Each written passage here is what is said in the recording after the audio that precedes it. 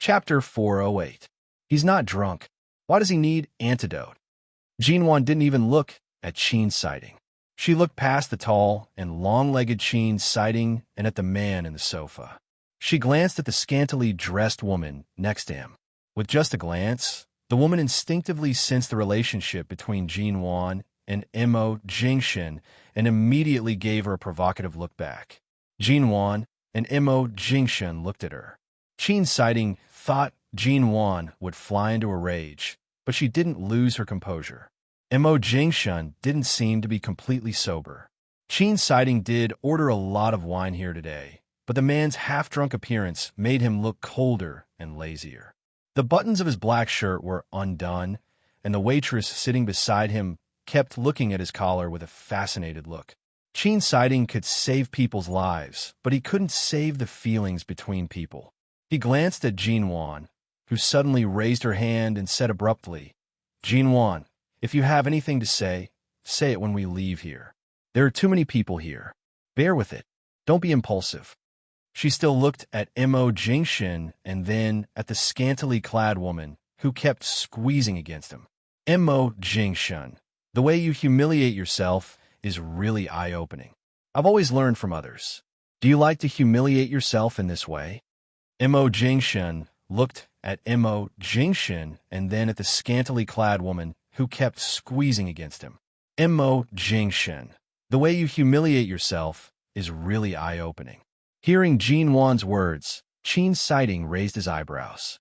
In an instant, he saw Jinwan take a step back and unbutton the middle button of her dress in front of Mo Jingshin and him. Her dress had a V neckline, and there was a round button at the bottom of the neckline. She only needed to unbutton one button to instantly turn the intellectual and beautiful white dress into a sexy deep V-long dress.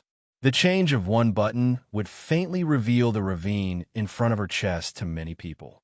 Qin's sighting turned his eyes away, and Mo Jingshin clenched the glass cup in his hand imperceptibly.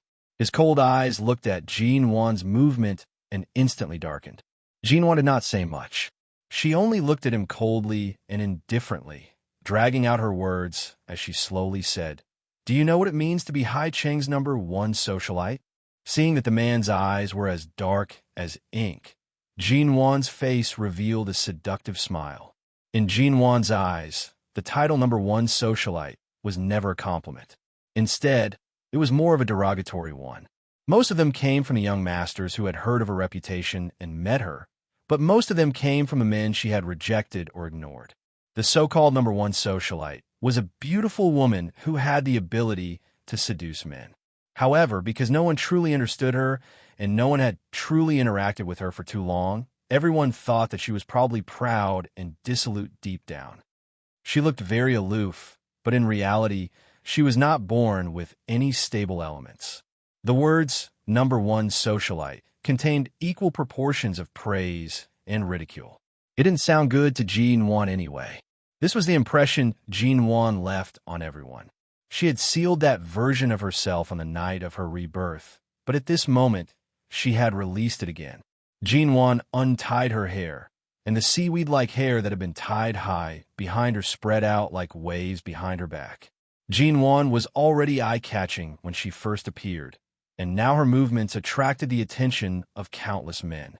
She bent down slightly, and the deep V-neck outlined the outline of her chest in a way that was enough to make people's noses bleed. She picked up a bottle of brandy on the table, poured it into a glass on the side, and then picked up the glass to play with in her hand. She brought it to her lips and took a sip. Then she blinked and looked at the men behind her in confusion and charm. "Is there some ice in my glass? I'll go get it for you." "Waiter, hurry up and bring the ice over. Who is this? I can't believe I see such a beautiful girl in such a place." Jinwan looked at the group of men with a seductive smile, and then gently shook the glass in her hand. Several men grabbed a few ice cubes from the ice bucket in the hands of the waiter who had just rushed over and rushed to pour the ice into her glass. One of the men rushed over the fastest and successfully gave her the ice cubes. Jinwan smiled at him, holding the square glass in one hand and hooking the man's chin with the other. Her red lips opened slightly, and she said lazily, Thank you. The man's bones seemed to have softened in an instant.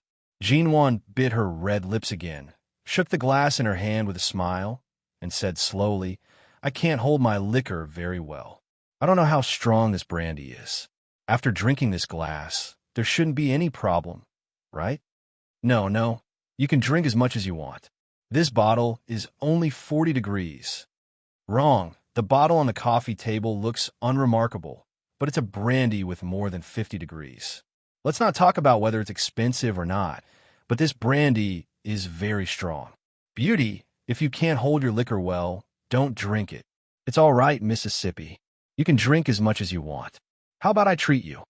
More and more men crowded around. Jinwan's face was half seductive and half innocent as she looked at the square glass in her hand. A brandy with such a high degree is indeed rare. It's said that it's not cheap. If I don't try it, it'll be a waste of God's gift. Besides, it's not easy for the girls who go around selling alcohol. Since I've already bought this wine, it'll be disrespectful if I don't drink it. As she spoke, she brought the glass to her lips and took another gentle sip. The wine stain left a bright glow on her lips. As the man had brought in more ice cubes for her, she gently bit one of the ice cubes on the edge of the glass and gently licked it with the tip of her tongue. At that moment, the sound of inhalation rose and fell.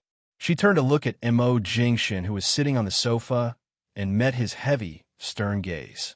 The moment she met his gaze that seemed to be hidden under a thick fog, Jinwan released the man's chin that had been lingering on her fingertips. She turned to support herself with one hand on the coffee table and leaned down to look at the man who was sitting motionlessly on the sofa. Because of this angle, the curve of Jinwan's chest was even more tempting. Although she did not reveal anything that shouldn't be revealed, it was just right to seduce him. Mo Jingshin's gaze was cold as he watched her. His hand was still holding the square glass. He did not move, but the glass seemed to be on the verge of breaking. Chapter 409. The bar girl sitting next to Mo Jingshin was a little unconvinced, but when she saw Jinwan was bewitching like a demon in these few minutes, she clicked her tongue and didn't dare to challenge her. After all, even if she took off her clothes and stood here, she couldn't achieve the effect that even a woman would be attracted to her.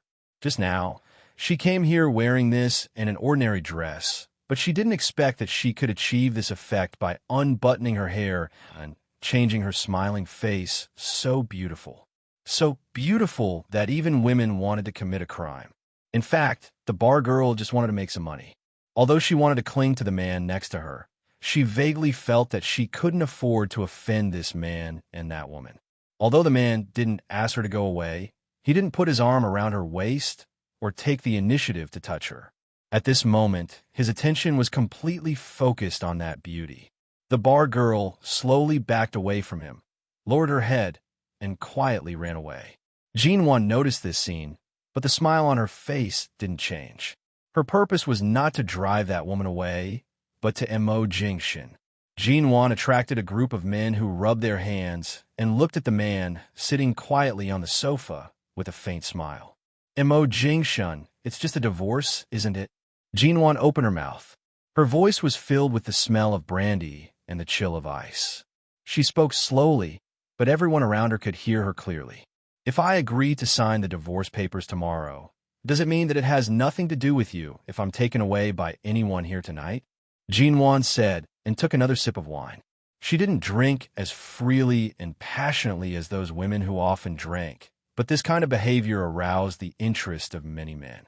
Jinwan's long hair flowed down her back like a waterfall, and the skin of her collarbone and chest was as white as jade in the light, tempting people to come forward and touch her. She was so beautiful. When those men heard that she was about to be divorced, they immediately stared at her like wolves and tigers. It was as if she became a woman who had been abandoned outside of marriage in the next moment, someone would pounce on her and take her away in the next moment. Such a night was too enchanting, and such a woman was too seductive. The surrounding blues music did not stop, so no one heard clearly the name Jinwan had called the man on the sofa. No one heard the 3 words Mo Jingshin. The man on the sofa sat in the middle of the booth. This was a relatively quiet booth in the bar. The lights were dim, and the man's expression was hidden in the darkness. The people around him could not see it clearly either. Divorce? She's so beautiful, and there's actually a man who's willing to give up on her? Leave. Leave quickly. If we divorce today, we'll take you to get our marriage certificate tomorrow. Whistles and teasing sounds came one after another. The atmosphere around Mo Jingshan gradually became more and more hazy, and the coldness in his eyes gradually became colder. Jinwan straightened up in front of the booth with a smile and no longer looked at him. She raised her head, drank up the whole glass of wine, and casually threw the glass to the ground. The sound of the glass shattering was like a switch, causing the man's seemingly calm brows to slowly furrow. Jinwan turned around and raised her hand to wave her soft long hair behind her back. The sensation caused by this small corner of the bar was probably noticed by the lighting technician. As she walked onto the dance floor alone, the lights on the dance floor went out one by one because of her movements, leaving only the darkest one. As she spun on the dance floor with her hair and long skirt flying, the lights became brighter bit by bit at a very slow speed, and as she spun faster and faster, the brightness of the lights also increased at the same speed. She was already a dazzling existence. All of a sudden, she no longer hid and ignored her beauty and suddenly shone in the crowd. Under the lights, she was like an elf breaking out of the ground. Every time she spun, the hem of her long skirt would fly up, and her slender, white legs would be exposed. Countless men were attracted one by one, and whistles came one after another. Jinwan simply spun her skirt. Her dress was not very revealing, but her eyes were extremely charming. She performed such a lingering and moving visual effect, and the atmosphere in the whole bar was ignited. Someone entered the dance floor and handed her a glass of wine. Jinwan took it with a smile. When all the lights gathered on her, she raised the wine in the glass and splashed it up. She raised her head, looked at the dripping wine, and then closed her eyes, letting it fall on the top of her head. The wine rolled down along her hair bit by bit. It was not enough to wet her hair. Wherever the wine fell on her white skirt, that part would become translucent. This glass of wine was too little in the eyes of those men. In an instant, countless people handed her the wine. Jinwan smiled and spun to a man's side. As she took the wine glass, she deliberately pulled the man's arm and spun around. When the man couldn't help but put his arm around her waist, she spun out of his arms. Although she didn't let the other party touch her, all the men around felt their hearts itch when they saw this. Jinwan didn't say anything. Jinwan's dance was casual and hot. It was too hot here. Sweat had slid down her neck and slowly rolled in her deep V-neck, making people's imagination run wild. Her white skin looked more charming in the light. Her long black hair, which reached to her waist, swayed back and forth. Sweat soaked her black hair, but it didn't affect her beauty at all. Instead, more men in the bar rushed in this direction and surrounded her in the center of the dance floor.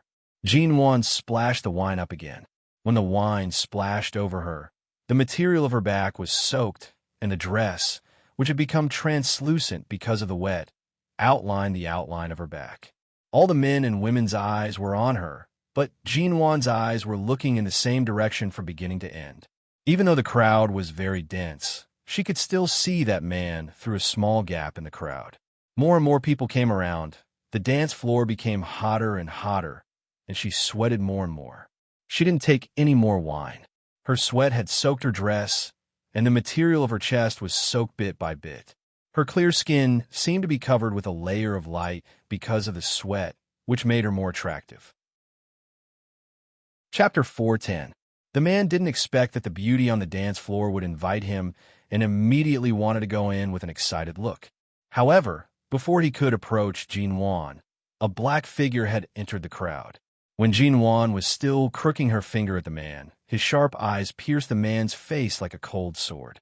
When the people around saw the tall and cold figure coming in, they were confused until a sharp-eyed person in the crowd suddenly said, "Mo. So, Mo?" This Jialan bar was frequented by many rich people in High City. Even if not everyone could recognize Mo Jingshan, at least some people who had seen him or cooperated with him could recognize him. For a moment, The crowd suddenly fell into a strange silence, and some people who recognized him subconsciously stepped back. The man who had just been seduced by Jin Wan came over. Before he could touch Jin Wan's hand, his wrist was suddenly caught. That person was stunned for a moment. He only heard a cold word, "Scram." Before he could react, he was pulled back by a vice president of a company behind him. The vice president directly pulled him away from the battlefield in order to avoid being affected by the battle. The man was not reconciled. There were so many people on the dance floor, but the beauty only waved to him. He was about to go back when he heard the vice president say nervously, "That is the president of MO Corporation. How many brains do you have? How dare you snatch his woman?" Jin Wan didn't stop and was about to continue, crooking her finger at the others on the other side. Anyway, there were still some people who didn't recognize him and were about to approach her because of her smile and frown. However, in the exclamation of the crowd, Emo Jingshin directly clasped Jin Wan's hand and took her away expressionlessly. Jin Wan didn't resist or struggle. When she was taken out of the crowd, she staggered, which showed how strong Emo Jingshin was. She turned to look at Qin Siding, who came over. Qin Siding glanced at her and gave her a look that told her to take care of herself. However, she curled her lips into a smile. She turned back and smiled in the direction of the crowd. The moment the group of men whistled behind her, she felt the bones in her wrist, which was already very heavy, almost being crushed. Her entire body was violently pulled forward, and she almost hit the man's shoulder. Jin Wan couldn't see Mo Jingshin's expression. She only knew that his grip was strong and that she could barely keep up with his footsteps. She was dragged away from the crowd. When they reached a place with fewer people, he took her into an empty bathroom and slammed the door shut. Then in the next moment, she was suddenly pressed against the door by the man, and her back hurt from the impact. Her face only paled for a moment before she raised her head to look at the man's dark and cold face. What? Wasn't he indifferent? You're already angry? Jin Wan leaned against the door and in the man's arms. Being restrained by him, she had no intention of escaping or avoiding him, but just looked at him with a thin smile. She didn't need to look carefully to know that this was a men's bathroom. However, the customers that Jialan Bar usually entertained were all extraordinary, so even this bathroom was clean, and there was even a faint smell of sandalwood wafting in the air. But the first thing she smelled was the faint smell of alcohol and the familiar smell of grass on the man's body, as always. She was still smiling softly, as if she wasn't provoking him. Her face, which usually had no offensive power, was suddenly so beautiful that it seemed to be full of offensive power. Her unique beauty made the man's usually calm eyes freeze for a moment. Looking into his eyes, Jin Wan shook off his hand that was imprisoned on her wrist without fear, and at the same time put her two slender arms around his neck, pressed her body against his chest, and smiled casually. Mo Jingshun, if you have the ability, continue to be indifferent. I really can't compare with you in terms of ruthlessness or means. I can only compete with you to see who can ruin themselves more. If you like to play this game, I'll play with you. The man narrowed his eyes coldly and looked at her closely with her arms around his neck. You're very bold. How dare you come to such a place to make trouble? It's just a drink and a dance.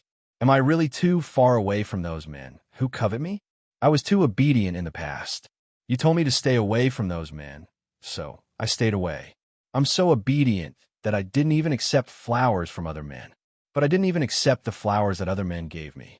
Now that you can casually pull a woman who sells alcohol to sit next to you, can't I invite a man who is interested in me to dance with me? Jin Wan smiled as she spoke. She looked up at him with her arms still wrapped around his neck. She leaned close to his lips to speak, but the smile in her eyes was cold. After the divorce, I have nothing to do with you. What do you do to me? Part of her dress was translucent, and her hair was wrapped around her neck. The faint cold fragrance of her body, mixed with the smell of brandy, soon occupied part of the air in the bathroom. When Jin Wan spoke, she deliberately leaned against his lips. The man subtly pinched her chin with a strength that almost hurt her. Jin Wan still had a fearless smile on her face. Mo Jingshun, if you have the ability, strangle me here.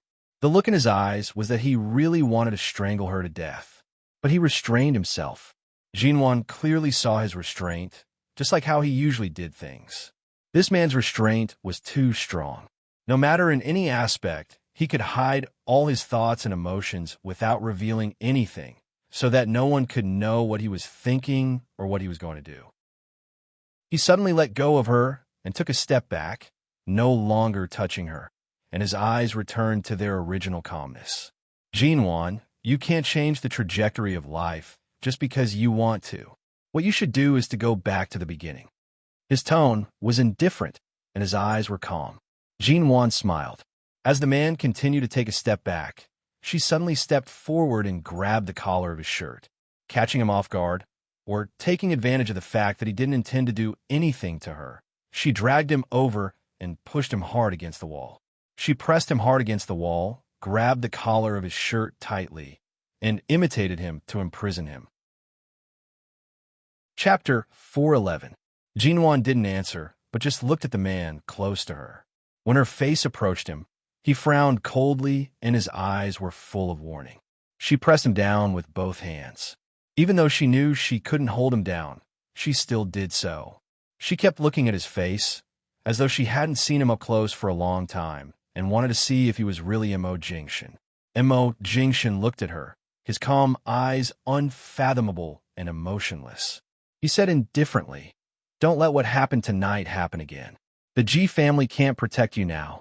If you keep messing around like this, you'll be the only one who suffers." How could he be afraid of her suffering? Jinwan laughed again and suddenly let go of his shirt collar. She didn't tidy up her messy dress or the hair tangled around her neck. She just raised her hand to turn the door handle with a sneer and abruptly opened the bathroom door. When she looked up, she saw Qin Siding, who had been standing outside for a long time. The cigarette in Qin Siding's hand had not been burned out. Seeing Jinwan coming out like this, he raised his eyebrows. Jinwan glanced at him indifferently and walked past him without saying a word. The bar was still noisy. Jinwan walked through the crowd. The men who had coveted her were looking for other targets on the dance floor. Suddenly seeing her walking out alone, two of them immediately followed her. However, before they could get close, they were suddenly stopped by two bodyguards in black. They watched the beauty walk out just like that. The two bodyguards looked regretful and sad, but the two bodyguards in front of them didn't look like they were easy to provoke, so they really didn't dare to offend them directly. The two bodyguards immediately went to the door and pointed in the direction Jinwan left. When Mo Jingshan came out, the bodyguard whispered, "Madam went into the hotel ahead and hasn't come out for a while." Mo Jingshan didn't speak. When Qin Siding walked out casually, he glanced at him indifferently. Qin Siding was expressionless. "Don't look at me. It's not like she's my woman. I can't care if she just wants to stay in the nearest hotel for a night or climb up to the rooftop of the hotel to commit suicide. After all, this hotel," he looked up and said expressionlessly, "is indeed quite high." Furthermore, Qin Siding continued expressionlessly, "Although this hotel is a 5-star one, it is near a street of bars. There are probably all sorts of people inside." Jinwan went and dressed like that and swayed after drinking a little. If she was dragged into the room by someone, no one would know. And Mo Jingshan coldly stared at him. He did not speak and turned to look at the two bodyguards by the door. The bodyguard hesitated and said, "Mr. Mo, it's not convenient for us to enter Mrs. Mo's room." With Jinwan's current state, she did not wish to return to the Yu Garden. She did not want Annie-chan to see her like this and become anxious. Or she might as well call grandfather Mo over. She did not want to go anywhere. After leaving the bar, she went straight to the hotel across the street. She went in and booked a room. She took the room card and entered the elevator. Under everyone's curious gaze, she entered her room like a wandering ghost. When she entered the door and turned on the lights, she did not pay attention. She turned on the air conditioner as well. Her clothes reeked of alcohol. She frowned and went straight into the bathroom. She entered the bathroom and turned on the shower. In order to wake herself up, she turned on the cold water and took a shower. She only showered for a few minutes. She just wanted to wake herself up. She had just turned off the water and wrapped the towel around her body. Before she could dry her hair, she heard the door open. Was there a problem with the hotel security? Why would someone else open the door to her room? Jinwan poked her head out and immediately met the man's gaze. That's right. Only her legal husband would have the ability to enter her room in the hotel without a hitch. Mo Jingshan saw the towel on her body and her long hair still dripping with water. He walked in, put a bag of clothes and the supper he bought downstairs on the table nearest to the door, and threw the long white dress she had thrown outside the bathroom into the trash can. Mo Jingshan took a look at the towel on her face and put it on the table. I thought you would send someone else to see if I ran to the rooftop to commit suicide or lay on the balcony or something. Jinwan returned to the bathroom to take out a towel. She came out while drying her hair. Then she leaned against the bathroom door and looked at the man's silent, cold face. I didn't expect you to come in person. Mo Jingshan took a look at her, saying, You're not the kind of person who is irrational. You should calm down after venting. There's no need to do such a wrong thing and let others worry about you too much. Jinwan blinked to clear the mist in her eyes. She looked at the man with clear eyes. Mo Jingshan, am I very strong in your eyes? Can I bear to be hurt and hit by you over and over again?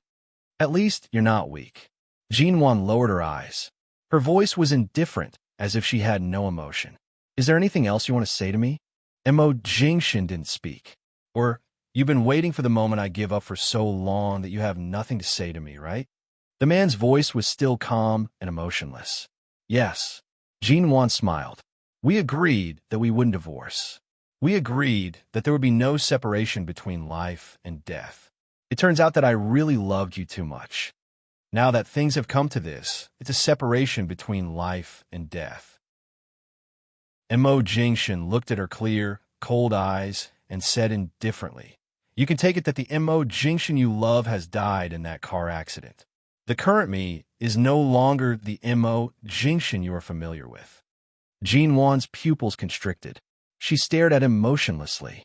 She stared at his face and then slowly blushed. She froze for a long time before saying word by word, Mo Jingshan, you're really an executioner who can completely feel all the veins in my body.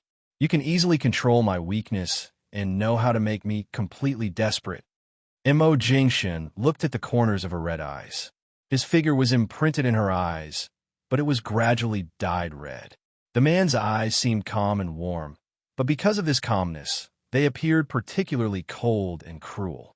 She looked at this man and felt all the pain that had been accumulating in her heart for a long time, piercing into her heart like thousands of arrows piercing through it. It was densely packed, thin, and sharp. All the pain covered her senses, making her feel so painful that she almost couldn't breathe. Chapter 412. 10 months or 10 years, it didn't make any difference to her. She always knew that Mo Jingshan would always be Mo Jingshan. Whether in these 10 months or 10 years, he would still be Mo Jingshan. He was the man she had let down. He was the man she was so familiar with. But in an instant, he had become so distant from her. He was so strange. She looked at his eyes, which were calm and clear. He didn't deliberately look cold and distant, but he was extremely cold. Jinwan couldn't cry. Her eyes were bloodshot. She looked at him with all the emotions in her eyes. All the despair and calmness attacked her. She clenched his collar tightly. Mo Jingshan, let go of me in the name of death. You can do it. You are so cruel. Jinwan, don't call my name. Her voice was very light and a bit determined. Aren't you dead? You're dead, aren't you? Mo Jingshan, from today on, I'll take you as dead. He did not answer, nor did he deny it. He only looked at her eyes that were on the verge of collapse. The indifference and heavy mist in his eyes made her sneer instantly. Get out, she said. He looked at her. I told you to get out. His eyes quietly and slowly entwined with her cold and hate-filled eyes. Mo Jingshan, you actually never really loved me. You're too calm. You know what you should do and what you shouldn't do. You know how to love and pamper me. You know how to be good to someone, but you never lose control. Just like now, you can completely calmly tear me into countless pieces. Jinwan was so angry that she looked at him with a smile. The scariest people are those who know how to restrain themselves. The only person you trust is yourself. You never completely trust anyone else. You think everything you do is right. No matter what the reason or the situation is, you are right. Emo Jingshun didn't speak. He stood tall and straight in silence. His eyes were clear and sharp, and the coldness seemed to penetrate her skin and into her bones and blood. Jinwan closed her eyes and pointed to the closed door. Either you get out, or I get out. He looked at the emotions in her eyes and did not move. Jinwan abruptly lifted her feet to walk out. However, when she passed by the man, he grabbed her wrist. I'm leaving. The man's voice was as calm as ever. The door opened and closed, and the room returned to its original tranquility in an instant. However, standing by the bathroom door, Jinwan could only hear her own heart pounding, pounding, pounding. The next morning, Jinwan woke up with a start. She felt like she was suddenly kidnapped by someone. She covered her nose and mouth, unable to breathe. Then, those people locked her in a car and threw her into a very, very cold place. She was surrounded by snowy mountains, and it was cold everywhere. She was frozen stiff, and her limbs couldn't move. All she could see was a vast expanse of whiteness, and she couldn't see any other colors. It's very cold. The snowy mountain turned into a glacier bit by bit, and she was frozen on top of the glacier. It was as if someone had raised an ice arrow and aimed it at her heart, and with a swoosh, it shot towards her. No! Jinwan abruptly woke up from her dream. The moment she woke up, she felt heavy and weak all over, and her head was so heavy that she could barely sit up. With great difficulty, she sat up in bed. The feeling of being filled with lead made it difficult for her to raise her hand to touch her hair. It was very cold, unbearably cold. Could it be that the dream could affect one's perception? Or was she trapped in the dream and hadn't woken up yet? Jinwan closed her eyes and sat on the bed for a while. Then she lifted the quilt and got out of bed, wanted to go to the bathroom to take a hot bath. As soon as she walked into the bathroom, she seemed to catch a glimpse of the number 16 degrees displayed on the air conditioner next to her. However, her mind was a mess, and she couldn't figure out what was going on. She walked straight in. It was too cold. Shivering, she sat on the edge of the bathtub, filled the bathtub with hot water, and unbuttoned her clothes with cold hands trembling. When the water was almost full, she stepped into the bathtub and shivered hard. Sitting in the pool of hot water, she felt warm all over. It had been raining in High City for 2 whole days, and the CEO's office of the MO Corporation was also overcast. Shinmu had always been familiar with CEO Mo's temperament, so he was very careful in his work and had almost never made a mistake. However, in the past 2 days, he had received frequent cold looks from CEO Mo. He had a feeling that he would soon lose his job. Annie-chan had called the company from the U Garden yesterday. Before Shinmu had time to say anything, he was sent to a partner company in High City for an inspection. He didn't dare to say a word. When Shinmu came back, it was already the afternoon of the next day. He was usually very cautious in his work, and it was rare that he forgot about Annie Chen's call because of his busy work schedule. When he received Annie Chen's call again, it was almost time to get off work the next day. Special Assistant Sean, why can't I get through to Mr. Mo's phone? Yesterday, I didn't say anything because I wasn't sure how serious the matter was, but until now, I haven't heard from Mrs. Mo for 2 whole days. I'm afraid something has happened. Hearing this, Shinmu suddenly remembered that Annie-chan had called him yesterday and said that she had something to talk to CEO Mo about. After hanging up the phone, he hurried to the conference room. The meeting had ended at 4 o'clock in the afternoon, but several department heads were still explaining other things to CEO Mo, so they hadn't come out yet. Shinmu waited outside for a while and took a look at the time. Thinking of Annie Chen's anxious tone just now, he simply pushed the door open, walked quickly to Mo Jingshin's side, and whispered in his ear, "So, Mo, the U Garden called and said that Mrs. Mo hasn't heard from her for 2 days." Annie-chan sounded very worried. "I don't know what happened." Mo Jingshin paused and turned to look at Shinmu. "When did she call?" "Yesterday, but I was temporarily sent to an inspection and forgot to tell her. Just now." Annie-chan called again, so Mo Jingshin looked at the document in his hand, hesitated for a few seconds, and finally put it down, saying coldly, "Pause for now. Report it tomorrow." The department heads in the conference room looked at each other, but no one dared to ask why. Chapter 413. Mr. Mo, you don't come back every day, and Madam is getting thinner by the day. If this situation continues, I'm afraid I won't be able to keep a secret. Elder Mo has always thought that the two of you are fine.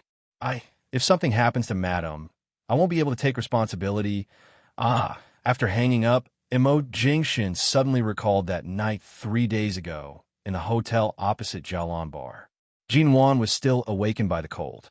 She did not know how she had fallen asleep in the bathtub, nor how long she had slept for. She only felt that her entire body was cold. She instinctively felt that she could not continue sleeping here. She raised her hand and tried to hold onto the edge of the bathtub to get out of the water. However, waves of cramping pain came from her calf. The pain was sudden and sharp, causing her to tremble in the water.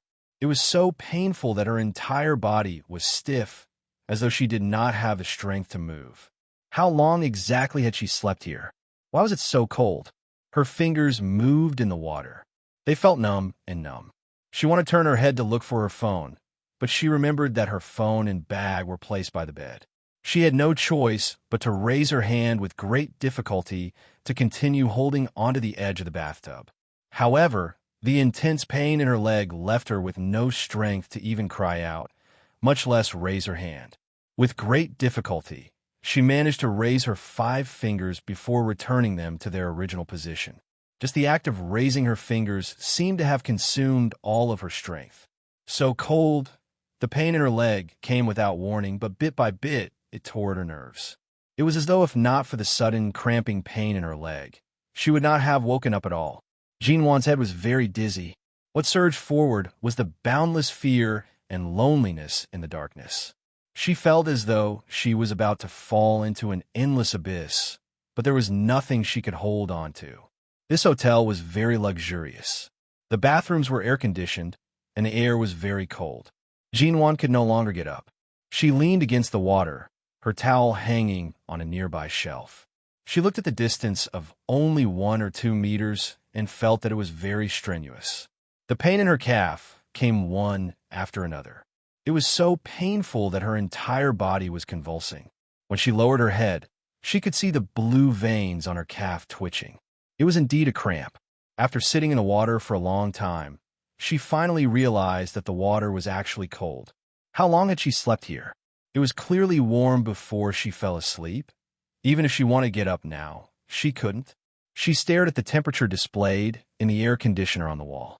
In a daze, darkness once again occupied the nerves of her barely awake because of the throbbing pain in her calf.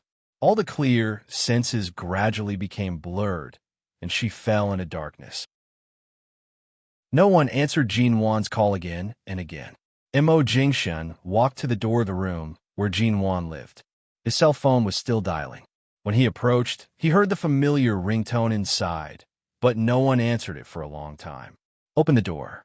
He subconsciously grabbed the phone and ordered in a deep voice.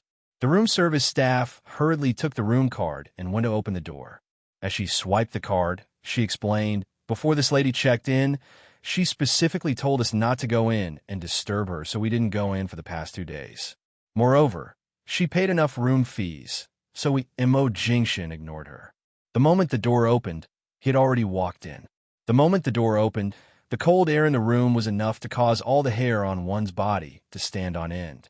This was an ordinary-sized room. With one glance, he could see the bottom of the room. Jinwan's figure was not on the bed. There was only a cell phone and a bag.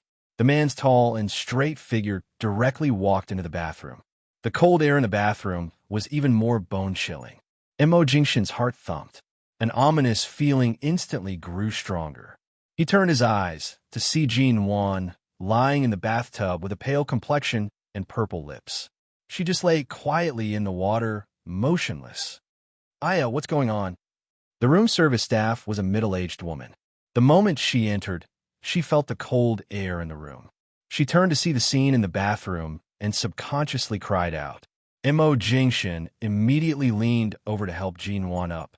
Thankfully, the design of the bathtub was more user-friendly. There was a support point for her head to lean against. Otherwise, she would have fainted and drowned in the water. Jinwan, the moment the man helped her up, he felt the coldness of her body. It was so cold that it seemed as though she was already dead. There was no warmth at all. Chapter 414. The room service staff hurriedly nodded in panic and ran out to make a phone call. Before he carried her out of the bathroom, he turned off the air conditioner in the room and carried her to the bed.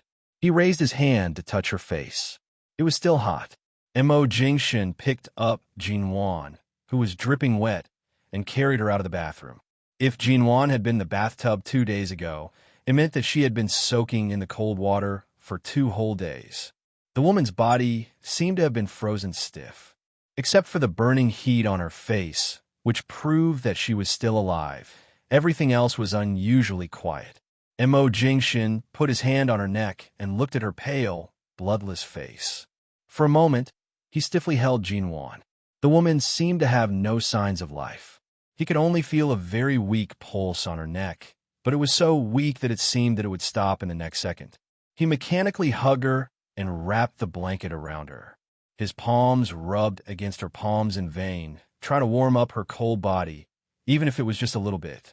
He did not dare to get close to her breath, fearing that he could not feel any breath except for the pulse on her neck. The ambulance rushed over, and the medical staff rushed in with the hotel staff. The doctor checked Jinwan's body and anxiously asked the others to carry her into the car and send her to the hospital immediately. They could not waste a second. In the ambulance, the medical staff were busy, and Mo Jingshin sat by the stretcher bed. In his impression, Jinwan loved to take baths and often liked to fall asleep in the bathtub. He was always worried that if she fell asleep in the bathtub, she might catch a cold or drown if something happened to her. She had been frozen when she was a child, and her body was still cold, so she was very afraid of the cold. She liked to snuggle into his coat in winter and lean against his arms to keep warm. When she slept, she liked to snuggle against him when it was cold, squirming in his arms and looking for the warmest position to sleep. What he was most worried about suddenly became a reality overnight. At this moment, Jinwan was lying quietly and motionless, her hands hanging by her sides without any reaction, and her body was not warm at all. The doctor was doing all kinds of emergency measures and kept urging the driver to hurry up. The ambulance rushed from the hotel to the hospital and was sent directly to the emergency room. Wenqin Siding heard the news and rushed over. The first person he saw was Mo Jingshin. When he fell down, Jinwan was still in the emergency room, and there was a red light on the door. Qin Siding glanced at the time and frowned. How long has she been in there? When a nurse at the side saw that Dr. Qin had actually come down personally, her expression was just as ugly. She immediately replied with a fearful expression, "He's been in there for 20 minutes." The patient was soaked in low-temperature air and cold water for a long time, causing a high fever of 40 degrees.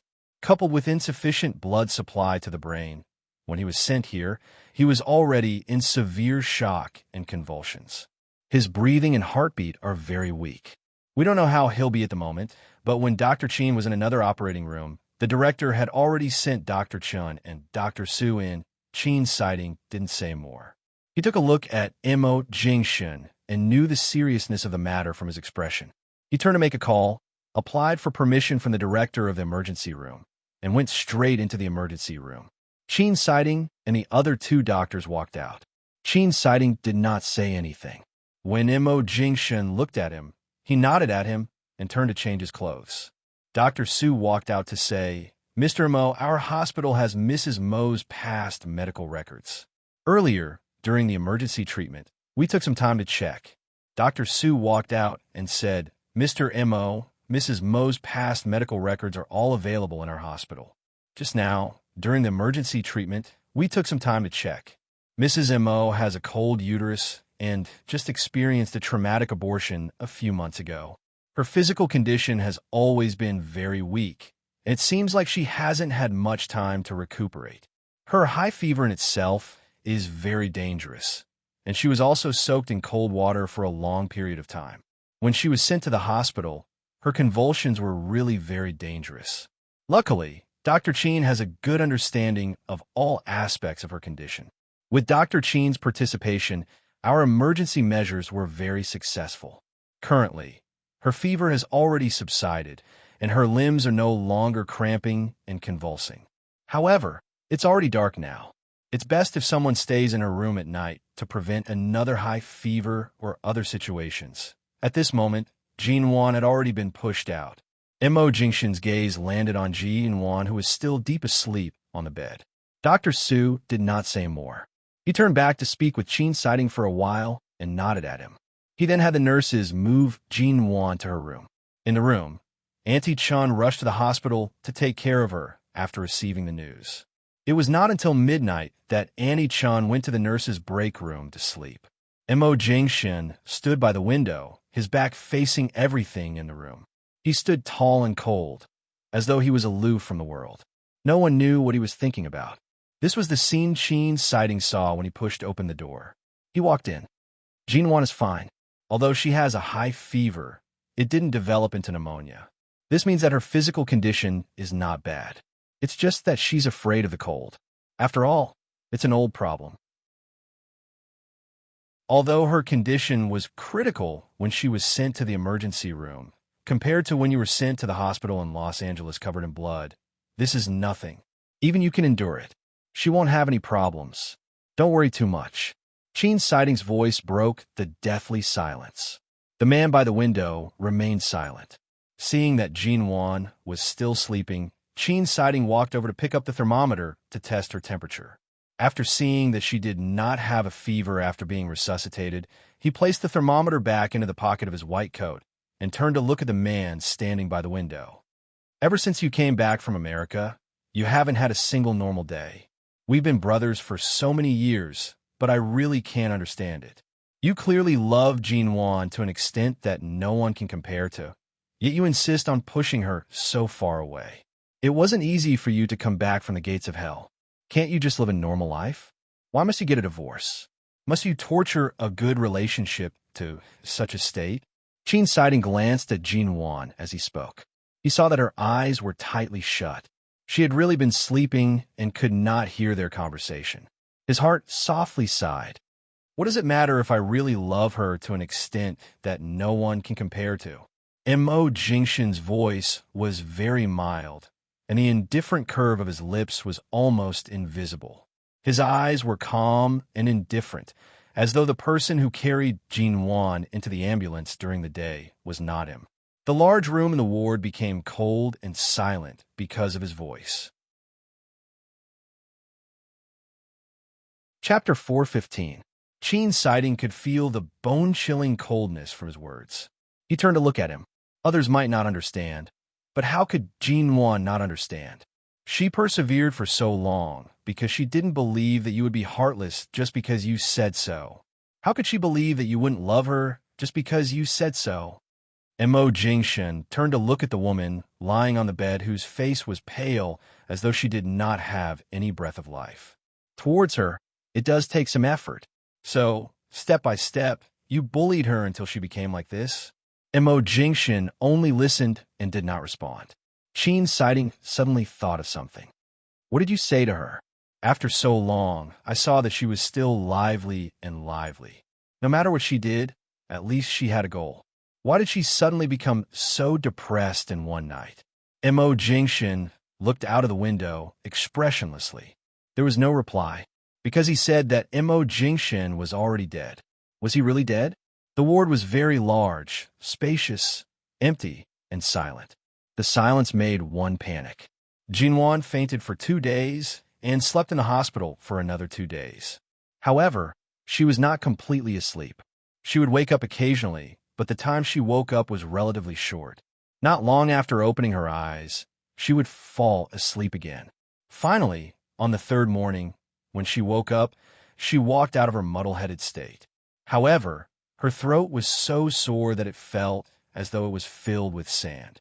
When she opened her eyes, she saw Annie Chun, Xia Tian, and Xiaoba were all in the ward. It was the same as when she slept and woke up. At that time, she seemed to have seen Annie Qin, who was a servant of the Ji family. It turned out that in the few days she slept, everyone she was familiar with had come to the hospital. You're awake? Xia Tian was still talking to Xiaoba when she suddenly noticed that Jinwan's eyes were half open. She immediately reached out to touch her head. How long do you plan to stay awake this time? Are you going to continue sleeping? You didn't have a fever these 2 days. Don't tell me you're going to sleep for so long. Jinwan did not close her eyes. She quietly watched her for a long time. Xiatian waved her hand in front of her eyes. Hey, my ancestor, don't sleep too much these 2 days. Dr. Qin said that you only had a high fever. It can't be that bad, right? Jinwan closed her eyes again and then opened them again, saying hoarsely, stop shaking. If you keep shaking, I'll really fall asleep again. Hearing Jinwan's words, Xiaoba and Auntie Chen rushed over from the side. You're awake? Are you really awake? Jinwan looked at them and then at Xiatian. She had no recollection of how she ended up in the hospital again. However, when she heard Xiatian mention Dr. Qin, she roughly knew something. She just did not ask. She only remembered that she had taken a shower in the hotel. It was too cold at the time, and she was unwilling to come out of the hot water. Later, she felt that it was too comfortable and fell asleep. Then he woke up with what seemed to be a cramp in his leg. After a while, he lost consciousness. He didn't sleep for long, but when he woke up, he was really awake. Boss, you're finally awake. You've been sleeping for 2 days. Xiaoba said beside the bed. When Dr. Qin called us, he said that you were in the hospital and you were still unconscious. I was scared to death. Annie Chen smiled. It's good that you're awake. It's fine now that you're awake. In the afternoon, Jinwan had already been awake for several hours. Seeing that she had no intention of sleeping again, Xiatian finally allowed her to sit up and allowed Xiaoba to help her shake the bed. While Xiatian rushed back to the studio because of a call from the studio, Jinwan sent a message to Xiaoba asking her to bring a document from the bottom drawer of her desk when she returned to the hospital with Xiatian. Chapter 416. It's a document sent from MO Corporation 2 months ago. I didn't open it. Back then, you were the one who helped me sign for it. You even asked what it was. You should have some impression of it. Oh, I remember now. I'll go look for it. After hanging up, Jinwan calmly looked at the darkened screen of her phone. A moment later, Jinwan called someone else. I've agreed to the plan to expand the studio to London. I'll personally go to London to sign the contract. After making all the arrangements, Jinwan slept for a long time. She slept for more than 24 hours. Annie Chun was so frightened that she rushed to call Dr. Qin over. In the end, Qin Sighting examined Jinwan and rolled his eyes. I thought something had happened. It's just a nap. What's there to be nervous about? But Madam woke up yesterday. When she woke up, she seemed fine. Why did she sleep for so long? It's just a deep sleep. She'll wake up on her own when she wants to. Qin Sighting retracted his stethoscope and glanced at Jinwan on the bed before turning to leave. Seeing that Dr. Qin had already said so, Annie Chun could only wait by the bedside. Xiatian and Xiaoba returned to the studio after a busy day. That night, Jinwan finally woke up. Just as Qin Sighting said, she only slept for a little longer than usual. However, when she woke up, her mental state seemed much better. The moment Jinwan opened her eyes, she saw the sunset glow on the horizon. The window was open, and the air was clean and cool. She held onto the edge of the bed and slowly sat up. Boss, you're awake. The moment Xiaoba entered, she saw Jinwan sitting up on the bed. She rushed over to point at the document by her bedside. Is this what you were talking about yesterday? Jinwan turned to look at it. Yes. What's in it? This package has been sent to you for a long time, hasn't it? When I dug it out yesterday, I found that it hadn't been opened, Xiaoba said as she opened the thermos flask with Annie Chun, intending to let Jinwan eat something. Did you bring a pen? Jinwan asked. Xiaoba rummaged through her bag and found a ball pen. Yes, but boss, what do you need a pen for? Put it down. You guys go out first. Annie Chun and Xiaoba looked at each other. Xiatian was not in the ward now, so they didn't have much idea. Seeing that Jinwan seemed to be fine, they put down the vacuum flask and turned to go out. They closed the door of the ward from the outside. Jinwan pushed aside the blankets and got off the bed.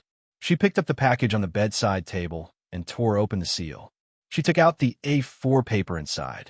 On the first page, The words divorce agreement were written clearly and glaringly. She only glanced at the first 4 words and did not look at the contents of the other pages. She turned to the last page, opened the pen that little 8 had placed there, and wrote her name in the female's signature column. There were 2 copies of the divorce agreement. When Jinwan picked up the second copy to sign, Xiao Tian pushed the door open and came in. Seeing the word divorce from afar, Xiao Tian's eyelids twitched. She abruptly rushed forward, but was still a step too late. Jinwan placed the signed agreement back into the paper bag and resealed it. "Are you crazy?" Xiao Tian asked in disbelief. "Send it back for me tomorrow," Jinwan said calmly. Xiao Tian rushed to press down on the paper bag by her hand. She turned to look at Jinwan's calm expression. Who was the one who said that she would never divorce Imo Jingshan in this lifetime? What's with this divorce agreement? Why did you sign it? When did you print the divorce agreement? Why do you want a divorce? Jinwan looked at her. The divorce agreement was sent to me by Imo Jingshan some time ago. Xiao Tian's expression faltered. As though she understood something from Jinwan's gaze and tone, she slowly moved her hand away from the paper bag. After a long moment, she said, "You've been quiet all this time. Is this what you've been holding back on?" Jinwan did not answer. She only said, "I've agreed to Mr. Zan's suggestion. I'm preparing to go to England. Do you and Xiaoba want to go with me?" Xiao Tian's breath was stuck in her throat. "Let's not talk about your divorce first. But now that the studio has developed to this stage and has just moved to a new location, even if you want more and better opportunities, you can work with BGY or WK. Why must you go so far away to England? Mr. Zand is famous in England's financial world for his devilish hands. He can indeed help you, but if you work with him, you won't be able to return home for a long time. Are you sure you want to give up on these?" Jinwan calmly curved her lips. "Because if I go to London, I'll be able to earn more from Mr. Zan's side. After all, BGY and WK haven't brought in any foreign investors yet.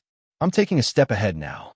By the time WK and BGY's performance soars in the country, our studio will have already soared and developed even faster than them. Who said that my goal is only a small studio?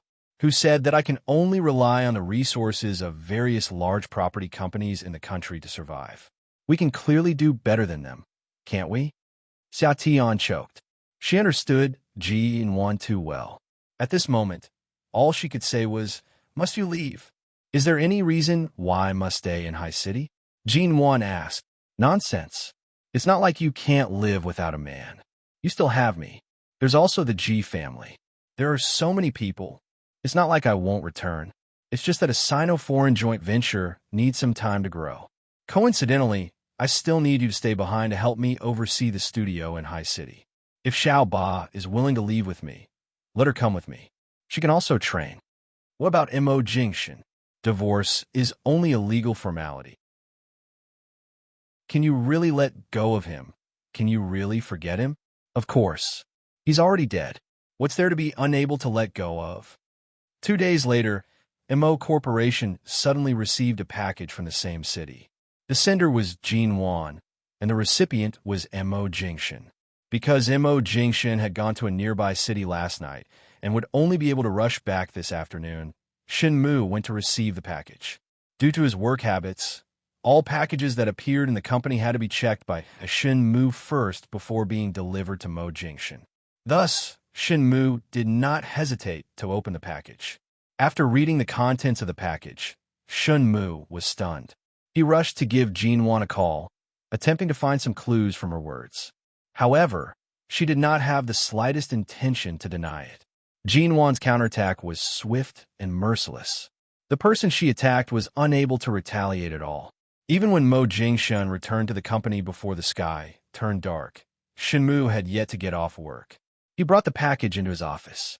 "CO Mo, this is something that Mrs. Mo sent over." Shinmu weighed his tone. "It's 2 copies of her signed divorce papers." Chapter 417. Seeing his boss's reaction, Shinmu didn't dare to speak at this moment. He hesitated before asking, "Well, should I leave it here or just ignore it and send it back?" Mo Jingshan looked at the 2 agreements in his hand and threw the pen on the table. Put it down. Go out first. Shamu had to walk to the desk and put down the agreement. Then, not daring to look at CEO Mo's face again, he quickly slipped out. The office was empty and quiet. Mo Jingshen picked up the divorce agreement on the table and glanced at it. Jinwan's handwriting was very beautiful. It was not the regular hairpin style, small regular script. The slightly connected strokes were elegant and a bit free and easy. It could be seen that she did not hesitate at all when she wrote.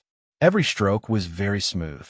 When Mo Jingshen received the divorce agreement, Jinwan had been discharged from the hospital. That night, Mo Jingshen returned to the U-Garden villa. The servants in the villa were all there, including Annie Chun, but Jinwan was nowhere to be seen. From 7 o'clock p.m. to midnight, Jinwan did not come back. Although she had agreed to the divorce agreement was made by the company's legal department. Now, because she had suddenly returned the investment, several parts of the agreement needed to be changed. In addition to the funds allocated to her studio, the $200 million that had been invested in her studio should also belong to her. After he took over Shine, many companies related to real estate under the MO Corporation in High City would also be transferred to her name. Jinwan might have signed the agreement without reading it. Although he was the one who made the divorce happen, he could not let her suffer losses in the future. Annie Chun urged him to go back to his room to rest several times. Mr. Mo, when I accompanied Madam out of the hospital, she asked us to come back and help her pack up all her clothes and put them in her suitcase. She will send someone to pick them up in a few days. Auntie Chun sighed, and Madam also said that she probably won't come back to the U-Garden. Mo Jingshen seemed not to hear her and still took a nap on the sofa in the hall on the first floor of the U-Garden. At 1 o'clock in the morning, his cell phone suddenly vibrated. It was a call from Jinwan. Mo Jingshen did not sleep much. He leaned against the sofa and picked up the phone. Jinwan was probably standing outside. It was very windy in High City tonight. The wind whistled into his ears from the other side of the phone, sending chills down his spine. The night was as cold as water. It was as cold as her voice. Mo Jingshen, I'm not returning to the U-Garden. You don't have to wait for me. Sleep early. Mo Jingshen subconsciously sat up on the sofa, asking in a heavy voice, Are you not coming back today, or never? Jinwan chuckled, her voice calm. I've even asked Annie Chan to pack up my clothes. Isn't the answer obvious? You know, I'm a person who either doesn't let go, or once I do, I'll never look back. Mo Jingshen did not speak for a moment. He didn't get to ask her about her plans after the divorce. Whether it was a merciless dagger or an unnecessary concern, she blocked all of them before they could be unsheathed. Jinwan was indeed such a person. When she was persistent, she had the courage to cut off all means of retreat. But when she completely gave up, she learned his decisiveness. She knew how to strike first and leave first. That was good too. At least he had taught her something. Mo Jingshen was silent for a long time and finally said, That's good too. I still have things to do, so I can't talk to you anymore. Mo Jingshen, let's go our separate ways. Jinwan said and was about to hang up. Before she hung up, Mo Jingshen said, The divorce agreement needs to be amended.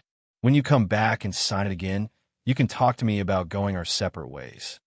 The woman's voice on the other end of the phone was very light. I don't want anything. I've caused you so much trouble in the past. Now that it's time to say goodbye, I have to pay you back. I've already paid back all your investments. As for the rest, thank you for laying the foundation for me. In the future, I'll be working alone. Time is as precious as money to me. So if there's nothing else, I'll go ahead. Mo Jingshen, your studio is already doing very well. You don't have to work too hard. Jinwan did not speak for a moment and paused. He heard her breathing on the other end of the phone. It was very light and very low, mixed with the sound of the cool wind. Mo Jingshen, I know you're still you. You'll always be you. From the beginning, she clearly knew that he would always be him. Even if he knew about her embarrassing past 10 years, he never left, nor did he die in that car accident. Mo Jingshen was silent for a moment before lightly spitting out 2 words. Is that so? Jinwan said in a voice as soft as when she was by his side. It's late. I won't disturb you anymore. Goodbye. Mo Jingshen, all right. The phone was immediately hung up. Everything was quiet. The day after Jinwan sent the signed divorce agreement to Mo Jingshan, the Yu Garden was closed, no one could enter, and all the servants were dismissed overnight. Annie Chun received a large sum of money. She was an old servant of the Mo family. Logically speaking, after leaving the Yu Garden, she should directly return to the Mo family, but she really felt guilty to grandfather Mo. She was afraid that he would be too shocked to face the news of their divorce. Moreover, because Mr. Mo did not intend to let her return to the Mo family, she planned to return to her hometown. Before returning to her hometown, Annie Chun went to Mo Nwan's studio. At that time, Jean Wan was in a meeting with the people from England. After the meeting, she saw Annie Chun waiting outside. Jean Wan personally received Annie Chun, but Annie Chun did not even sit down or drink tea. She just looked at Jean Wan, who was dressed in a professional suit and had a ruddy complexion as if she had not been hurt at all. After looking at her for a long time, she said, "Mr. Mo has closed the Yu Garden. Now no one can enter." "I know. I heard." Annie Chun originally thought she just came to see Jean Wan. After all, after returning to her hometown, she did not know if she would have a chance to see her again. However, seeing Jean Wan's calm expression, her eyes immediately turned red. That night, after you spoke to Mr. Mo on the phone, Mr. Mo directly smashed the phone. Jean Wan did not speak. That night, none of us dared to go out of the room, but no one could sleep because Mr. Mo smashed everything that could be seen in the Yu Garden. The next day, he ordered people to clean up the mess on the ground. The entire Yu Garden was empty, and there was nothing left. Jean Wan's face was expressionless. She gently blew on the tea in the cup and still did not respond. Mrs. Mo. Chapter 4:18. The Yu Garden was dismissed, and Auntie Chin returned to her hometown. Elder Mo finally realized what had happened. Xiaoba said that Elder Mo came to the entrance of the studio building early in the morning and said he wanted to see Jean Wan. Ever since Jean Wan met Annie Chun, she knew that she couldn't see anyone. Things had already reached a certain point, and she couldn't make things worse. Especially Grandfather Mo, she couldn't see him. The news that Jean Wan refused to see Elder Mo spread, but Elder Mo stubbornly refused to leave. The weather was still hot in the morning, but in the afternoon, it suddenly rained heavily.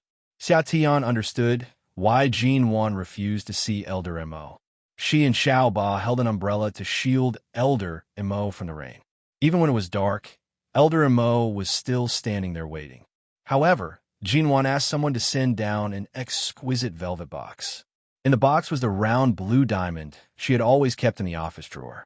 Seeing that she had asked someone to send the blue diamond out, Elder Mo finally left, but he didn't take the blue diamond with him. He asked them to send it back to her. Elder Mo only left her one sentence. "This old man, I will live well and live to a ripe old age. I will live until the day G-Brat is willing to see me.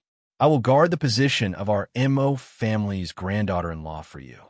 No one could take it away." Jean Wan didn't want to see Elder Mo because she was afraid that she would lose control of her heart. However, even if she didn't see him, the words Elder Mo left her still made her completely defeated. That night, Jean Wan got drunk alone in the hotel. She didn't look for anyone. Xia Tian, Xiaoba, and all her friends and colleagues didn't know where she was. She went to the supermarket alone to buy a lot of wine and called the supermarket staff to send more wine to her room. This was a hotel directly opposite AO Lawn International and the MO Corporation building. It was very high and had a balcony. Wearing a long skirt, she sat on the balcony, feeling the cool breeze. Her skirt swayed back and forth, and her feet swayed back and forth. She sat under the night sky of High City, looking at the 18th floor of AO Lawn International in the distance, where the lights were not turned on all night. Then she seemed to inadvertently look at the top floor of MO Corporation, where the lights were also not turned on tonight. She felt that many memories were replaying in her mind like a movie. However, after they were replayed one by one, she seemed to have forgotten most of them. He didn't know how much wine he had drunk on the balcony. When he felt that he might fall from the balcony if he continued to get drunk, he reluctantly climbed back to the bed in his room and drank alone against the white wall until late at night. She didn't even know how drunk she was after that. She only knew that she was so drunk that she fell asleep. She didn't know how long she had been drunk or how long she had slept. Halfway through, Jinwan received Xia Tian's call. When Xia Tian heard that she was drinking, she asked where she was and didn't call her again, considerately giving her some time to be alone. After waking up, she continued to drink. Jinwan didn't eat anything and relied on wine to survive. When she couldn't drink anymore and felt sick to the point of vomiting, she finally threw the wine into the garbage bag and lay on the bed to sleep. When she finally woke up completely, it was the morning of the third day. Jinwan opened her eyes and looked at the fluttering curtains and the sun hanging high in the east outside the window. She got up, walked to the balcony, and looked downstairs at everyone who got up early in the morning to rush to work. She looked at all kinds of people in the world. After staring at it for a long time, she came to her senses and returned to her room. She threw all the bottles of wine out of the room and went to take a shower. She brushed her teeth and washed herself from head to toe. After the smell of the wine had disappeared, she changed into clean and comfortable clothes and walked out. After carrying her bag and leaving the hotel, she passed by a hair salon. Jinwan entered and cut her waist-length hair into a shoulder-length, medium-short haircut. As she left the salon, Jinwan tossed her hair and recalled what Feng Ling had said. After cutting her hair short, it was indeed very comfortable. She didn't care about the 3,000 strands of worry. What was important was that it was really relaxing. She went to a nearby vegetarian restaurant to have a full breakfast and then returned to the studio to resume her normal work and life. A week later, Mr. Zand specially came from England to discuss the joint venture. Mr. Vince of BGY Group was still interested in her and hoped to persuade her to give up the idea of going to England. However, Jinwan still signed a contract with England. Once it was signed, she would probably develop in England for 2 to 3 years after leaving Haicheng. Xia Tian would temporarily take over as the person in charge of Immerse studio. However, Xia Tian insisted that she was only managing. If Jinwan dared to not return after 3 years, she would directly take the people from the finance department and leave. At that time, not only would she lose the studio, but her best friend would also run away. She wanted to see where she could go to cry in the future. Anyway, Xia Tian did indeed threaten her like this. After that, there were various preparations for staying in England for a long time. In the end, only Xiao Ba and a few interns who hoped to receive various work training opportunities decided to follow Jinwan to England. Xia Tian would bring a group of veterans from the studio to oversee Immerse studio in Haicheng. All these arrangements were settled. These 3 years, you really don't plan on coming back. The day before they left for England, the group of colleagues in the studio gathered for another meal. Jinwan was on her period tonight, so she did not drink. Xia Tian asked for a hot water bag from someone in the restaurant and handed it to her. She then watched as Jinwan pressed the hot water bag against her stomach and sat by her side. She casually asked, "If Mr. Zand is willing to let me return, I will definitely come back. However, if the development there is too busy every day and I really can't leave, I can't guarantee that I won't be able to return," Jinwan said. "You're leaving tomorrow. Even now, you don't plan on meeting Imo Jingshin to say goodbye?" There's nothing to say goodbye to. Jinwan's expression was calm and indifferent. Everything that needed to be said had already been said. After signing the divorce agreement, Jinwan did not see Imo Jingshin again. Indeed, there was no need to see him. She only vaguely heard that Shine Group was about to make a big move. Imo Xiaoze frequently traveled between Haicheng and Los Angeles. The Western financial world and the Chinese business world were all discussing whether Shine was really going to change owners. They wondered if Imo Jingshin, who was already a dark horse in the country, was going to take over Shine Group. Chapter 419. Jinwan bought an apartment of more than 200 square meters near the studio building and placed all her belongings in it. After all, there were too many clothes and various items. She couldn't bring so many things with her. It was already late. After Jinwan packed her luggage, She sat on the carpet and looked at the blue diamond in her hand. It was as though she could still remember every time Imo Jingshan held her hand, the occasional pause when his slender knuckles stroked her ring finger. He had never placed any restrictions on her. He didn't even force her to wear a wedding ring. However, he had always helped her find the best things in the world. For example, this blue diamond. Whether it was made into a precious blue diamond pendant or a blue diamond ring, it was the most precious piece of jewelry in the world. He chose a blue diamond for her and left it up to her to decide what to do with it and how to make it. Just like now, they had let go of each other. He gave her a free world and let her create her future life as she pleased. He would no longer participate in it. Jinwan put the blue diamond back into the velvet box and left the box in this apartment without taking it with her. The second week after Jinwan left for England, she heard that Imo Jingshan had also left High City for Los Angeles. Jinwan never saw him again, nor did she contact him again for a long period of time. Because the people around her had little contact with America and High City, she did not hear any news about Imo Jingshan. She also did not take the initiative to investigate or ask about him. However, later, she heard that Imo Xiaoza was struck down by pressure from various Chinese enterprises and that Shine Group's stock market almost collapsed. Several months later, America's Shine Group's new CEO took over.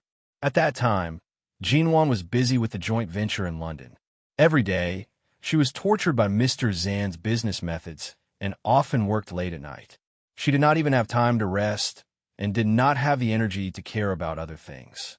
From the very beginning, High City's Imonwan studio had taken the right path because it had identified the domestic business opportunities and had been developing well. In this way, the various funds obtained from the studio could support Jinwan's partner company. Mr. Zan was also a very shrewd financier and businessman. He taught Jinwan how to use these funds to pave the way step by step. After staying in England for a year, Jinwan was doing very well. The company was successfully established, and Mr. Zan felt that her Imonwan studio could become the main business target of the company. Thus, the company name could not be changed. However, Jinwan still removed the two words Imonwan.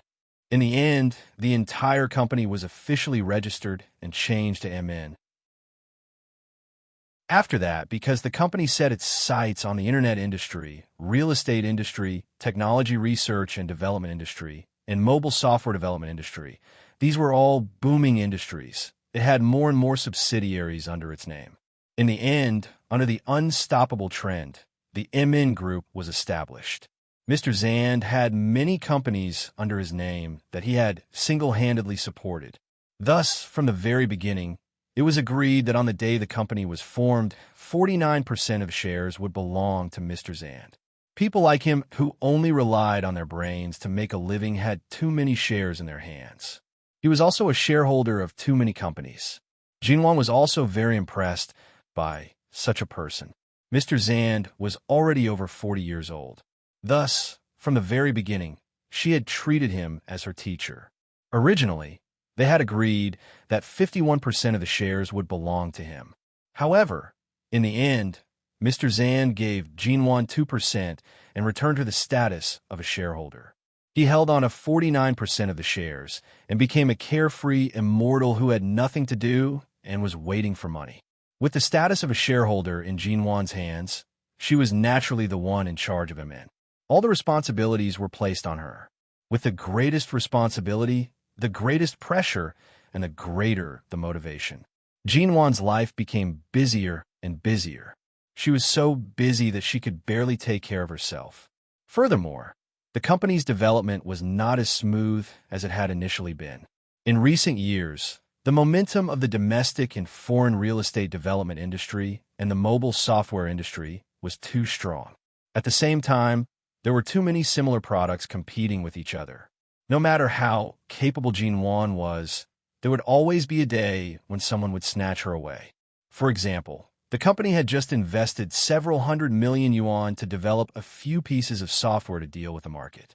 However, not long after it was developed, it would be imitated by others. Furthermore, the tallest tree in the forest would be destroyed by the wind. There would always be people trying to hinder MN Group's development. Even though the products were listed at the same time, Those that belonged to MN Group would not be approved immediately, causing all the money invested to go down the drain. London was a place with heavy humidity all year round. When Jinwan first arrived, she would have rashes all over her body. Her body that was afraid of cold and wet suffered a lot in the first half of the year. Later, in order to avoid skin inflammation, which she didn't know was caused by acclimatization or her delicate body, she began to give up on all short-sleeve clothes. Every day, she would either wear long sleeves or long skirts. She also tried to walk outdoors as little as possible. This way, the rashes on her body and face gradually improved. It was precisely because she dressed like this every day that her originally fair skin became even fairer and more tender. In the eyes of many tall British men, she was indescribably beautiful. Jinwan had many suitors. Xiao Ba, who had always been by Jinwan's side, completely understood Jinwan's temper and had helped her reject many of them. Occasionally, when she encountered some difficult suitors, Jinwan would personally deal with them. She would often display her true colors and make the other party speechless. By the second year in London, the originally thriving MN Group had fallen into an unprecedented financial impasse. Mr. Zand had accompanied her to pave the way for the early stage and was now busy advising other companies. He couldn't spare any attention to help Jinwan. Furthermore, he believed that Jinwan was capable enough to tide through the difficulties and didn't need to rely on others' help. After that, MN Group staggered through a year-long financial crisis. However, it was temporarily overshadowed by many companies who had finally seen a business opportunity and completely copied their company's business model. The money they earned in the first year was greatly lost in the second year. At the end of the year, the little money they had left was completely emptied. In the short 2 years after the divorce, Jinwan had tasted the taste of success, but she had also suffered the taste of failure. Chapter 420. Jinwan's MN Group fell into a financial crisis, but Shine Group in the United States was saved by Mo Jingshan's shrewd decision, and Shine Group flourished in Mo Jingshan's hands. In the past 2 years, Jinwan had been in good health. Her complexion had become ruddy, and her overall health index had been rising. However, in the past 6 months, she had lost a lot of weight because of the financial crisis and all kinds of pressure.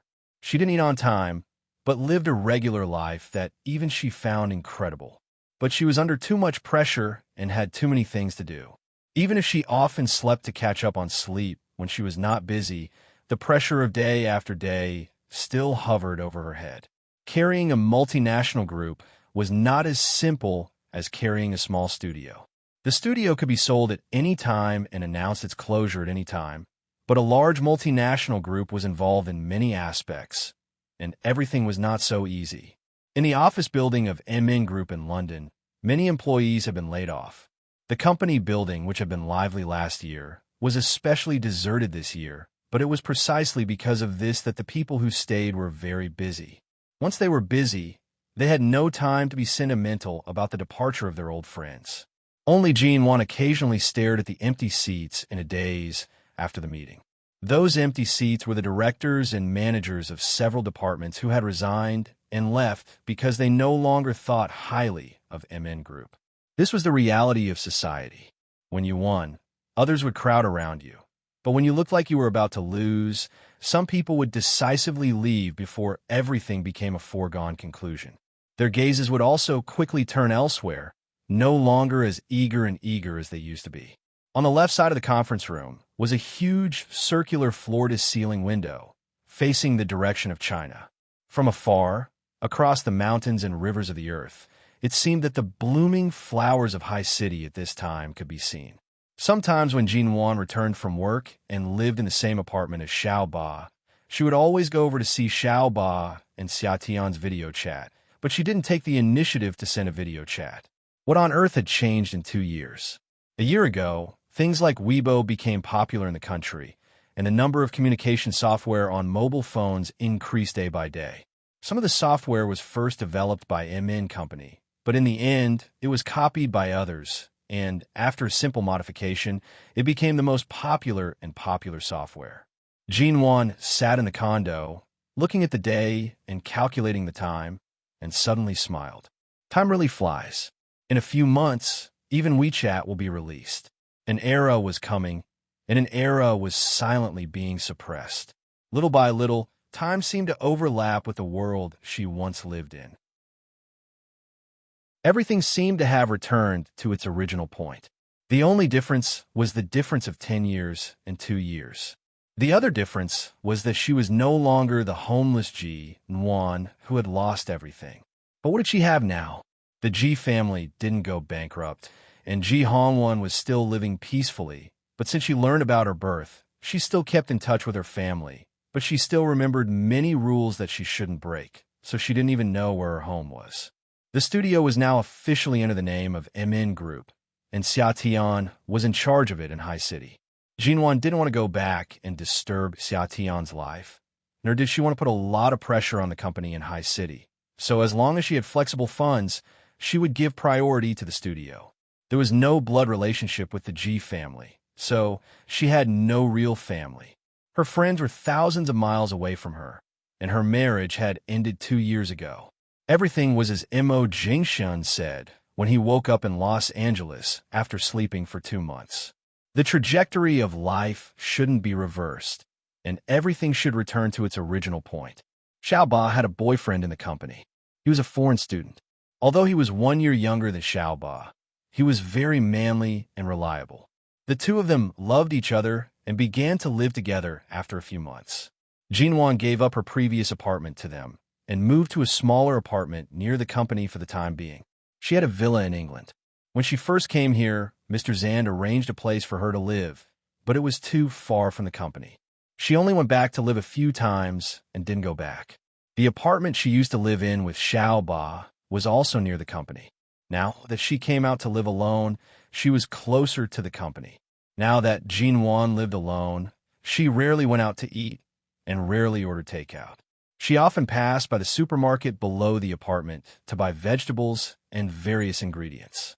The owner of the supermarket was a Chinese woman, which made her feel as though she wasn't abroad and slightly felt like she had returned home. People here were used to buying groceries by credit card. Once, Jinwan saw a tall man holding his wife in his arms and buying very few things in the supermarket. But when he took out a black card and handed it to the boss of the supermarket, she stood there and stared blankly at him. From then on, Jinwan found that she could always see the loving foreign couple shopping.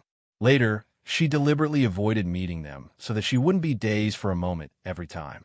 What was there to be dazed about? She hadn't heard any news about Mo Jingshun for a long time.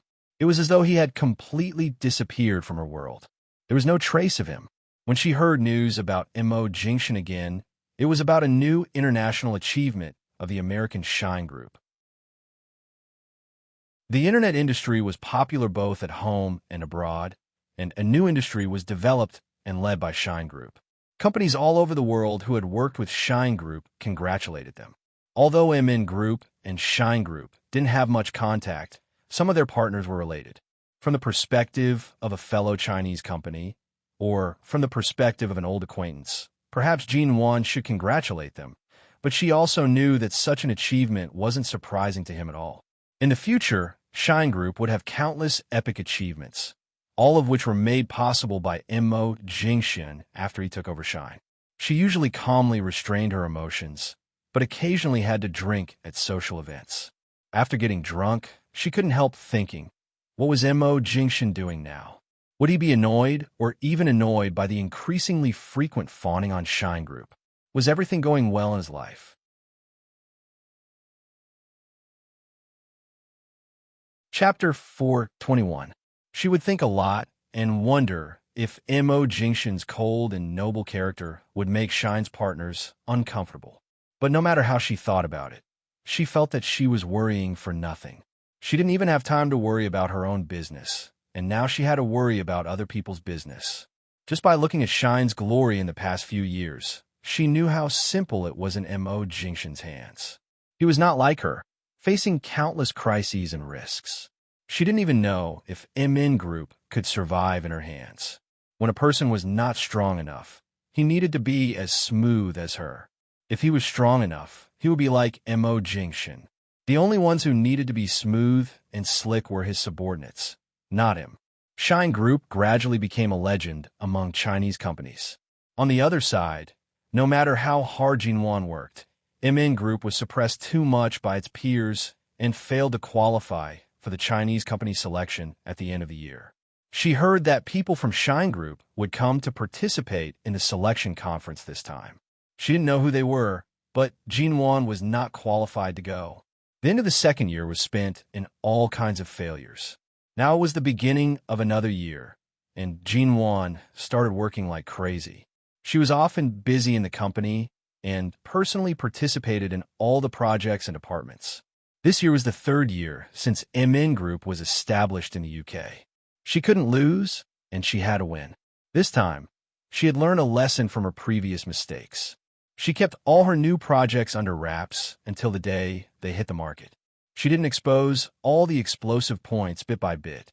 Not only did she attract the attention of consumers, but she also made it difficult for her competitors, who were eyeing her covetously, to see through her plans and projects.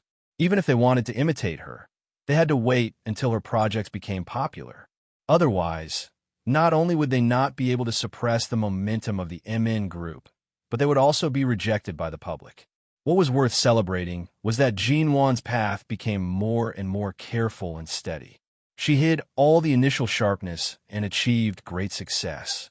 This year's spring had just passed, and MN Group received the Innovation Award from the Overseas Business Summit and Investment Fund from various parties.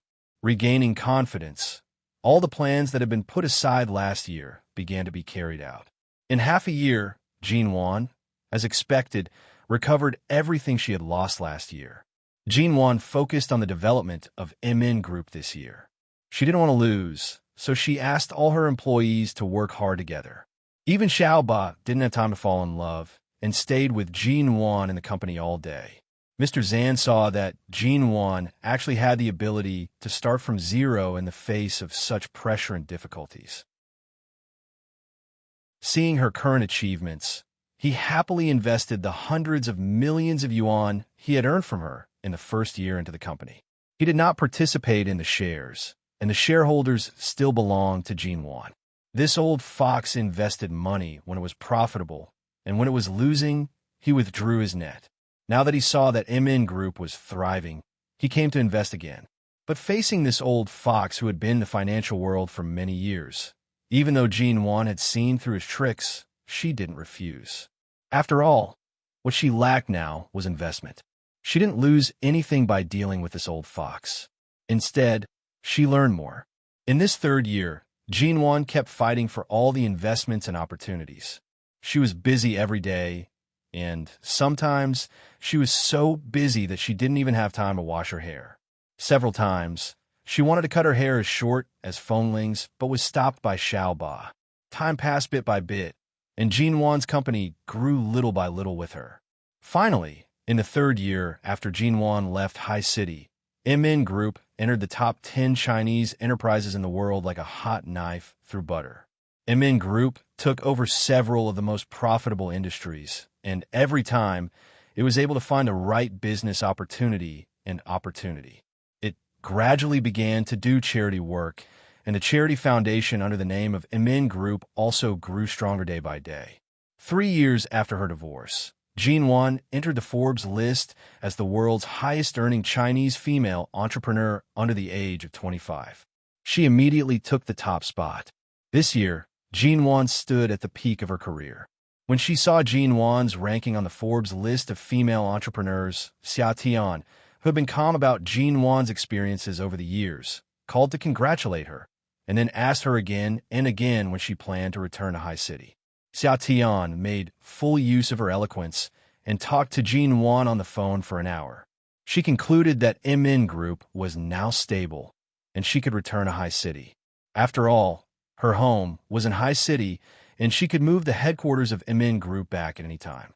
Many Chinese enterprises started their business abroad and then moved their headquarters back to China. This was not difficult, and it was up to Jinwan when she decided to do it. Xiaoba was more casual. She had worked hard with Jinwan for several years, and would go wherever Jinwan was. In the end, Jinwan just said she would think about it and didn't continue the topic. Jinwan heard 3 pieces of news recently. One piece of news was that Shuyan had actually gotten married half a year ago. She was married to a foreign entrepreneur. It was said that he was a man with the blood of 4 countries. After getting married, he lived in New York and had already quit all his jobs at Shine Group in Los Angeles. The other news was that major industries in China were about to be shaken. It was indeed a good time to move the headquarters of MN Group back to High City. High City was one of the largest cities in China. This kind of Sino-foreign joint venture would have better development prospects in China than in High City, and it would be more direct and convenient to respond to market changes.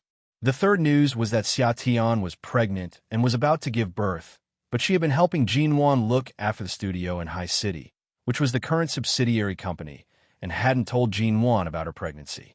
Recently, she had been urging Jinwan to go back because she was afraid that one day she couldn't hold on and would directly go into the delivery room.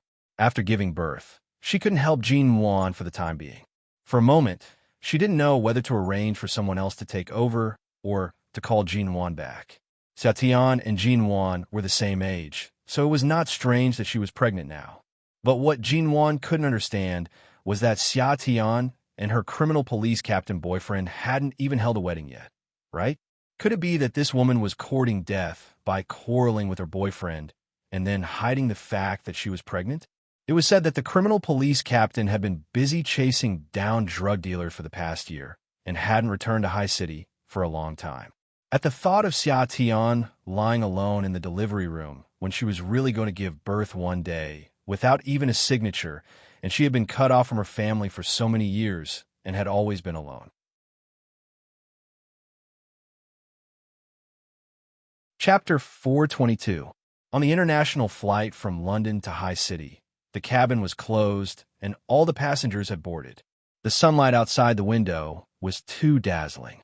Jinwan put on her sunglasses, closed her eyes, and ignored the people in the other seats. However, there were only 2 people in the first-class cabin today. A man sitting on the other side didn't sit down until Jinwan closed her eyes. The man was originally sitting on the other side, but when he caught a glimpse of Jinwan, he immediately asked to change to the seat next to her. Now, there were only the 2 of them in the first-class cabin, and the flight attendant certainly wouldn't refuse such a request. When a man sat down next to Jinwan, he saw that she didn't like the sunlight, so he directly closed the small window. Jinwan sensed something, opened her eyes, glanced to the side, and was about to close them again when she suddenly paused, took off the sunglasses on her face, and looked at the man sitting next to her. "Hi." The man greeted her. Jinwan looked at him for a while and then said, "Shunmu." Shinmu smiled and held back the words Mrs. M.O. that were on the tip of his tongue. He hesitated before saying, "Miss G, are you going back to China?" Jinwan didn't expect to meet Shinmu in such a place, but she wasn't surprised. She just looked at him and said, "Yes, I'm going back." What a coincidence. I went to London on a business trip a few days ago and was about to return today. I didn't expect to meet you here. Some time ago, I heard that MN Group was going to move its headquarters back to China, but I didn't hear much about it. I didn't expect it to be true. Jinwan didn't speak, which was a tacit agreement. Shinmu had always been a man of few words, but perhaps because they hadn't seen each other for several years, he rarely spoke warmly as if they were old acquaintances. "Miss G, you've appeared in the news a lot these years. This year, you even made the Forbes list of female entrepreneurs. I didn't expect you to become so powerful in just a few years. In the past, many people didn't think highly of you when you were in the real estate industry, but now the real estate industry has been soaring and your income is really amazing. This year, most of the companies in the real estate industry are winners. I have to say, Miss G, you really have foresight. As a young female representative of Chinese enterprises in the past 2 years, Jinwan's name had already spread far and wide. Several flight attendants at the airport heard their conversation and couldn't help but look at her. On these foreign airlines, most of the flight attendants and flight attendants were young men. Those people looked at Jinwan, only to see that Jinwan did not move, as if she did not hear Shenmu's words. She just sat there quietly, listening without any response, nor did she smile politely. She was clearly a very young woman, but she looked calm and peaceful, and in such silence, revealed a mature charm beyond her age. Even Shenmu found that Jinwan had changed a lot in just a few years. Every pore on her body exuded an eye-catching temperament. She used to have an extraordinary reputation for her beauty in High City, and after years of honing and settling in the business world, she looked like she was born to be a socialite with the demeanor of a great family. However, Jinwan just smiled at his words and then closed her eyes to rest. He didn't know if it was intentional or not, but she didn't say more to him, nor did she continue to respond to Shenmu. On the contrary, Shenmu still looked at Jinwan from time to time, but Jinwan treated him as if he was invisible and didn't respond. Even when they flew from England to China, Jinwan didn't take the initiative to communicate with Shenmu. Shenmu felt a little wronged. It was CEO Mo who divorced her, not him. Although he had been working for CEO Mo, Miss G's completely indifferent attitude was really cold. The flight attendant reminded them that they would land in High City in half an hour. Shenmu tactfully returned to his original seat and sat down. Seeing that he didn't know when he would see Jinwan again after getting off the plane, he thought about it and sat down next to her. "Will there be a car to pick you up after you get off the plane? If there isn't, do you need me to drive you back? My car is at the airport. I changed my flight at the last minute and haven't informed them. I don't think there will be anyone to pick me up," Jinwan replied and glanced at him. At the same time, she took a look at him. "Didn't you go to the United States to work for Shine these years? The MO Corporation has merged into the Shine Group's China branch. You're no longer working in High City. Why is your car at the airport?" "Miss G, don't you know?" Shenmu asked with a smile. Jinwan glanced at him indifferently. "Know what? I've been back in China with CEO Mo for more than 4 months. Shine Group's subsidiaries around the world are in stable financial condition. After CEO Mo took over, he personally screened many of Shine's managers.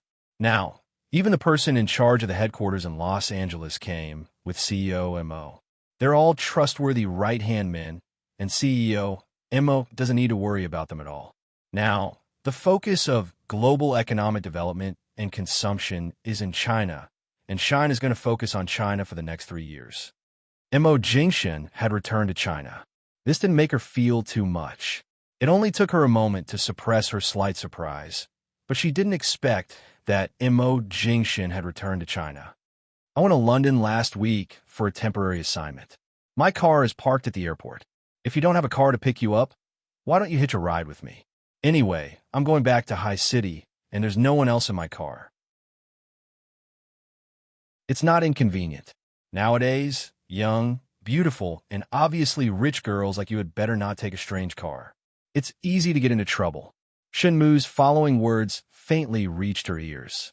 Jinwan glanced at him and smiled, but still rejected him.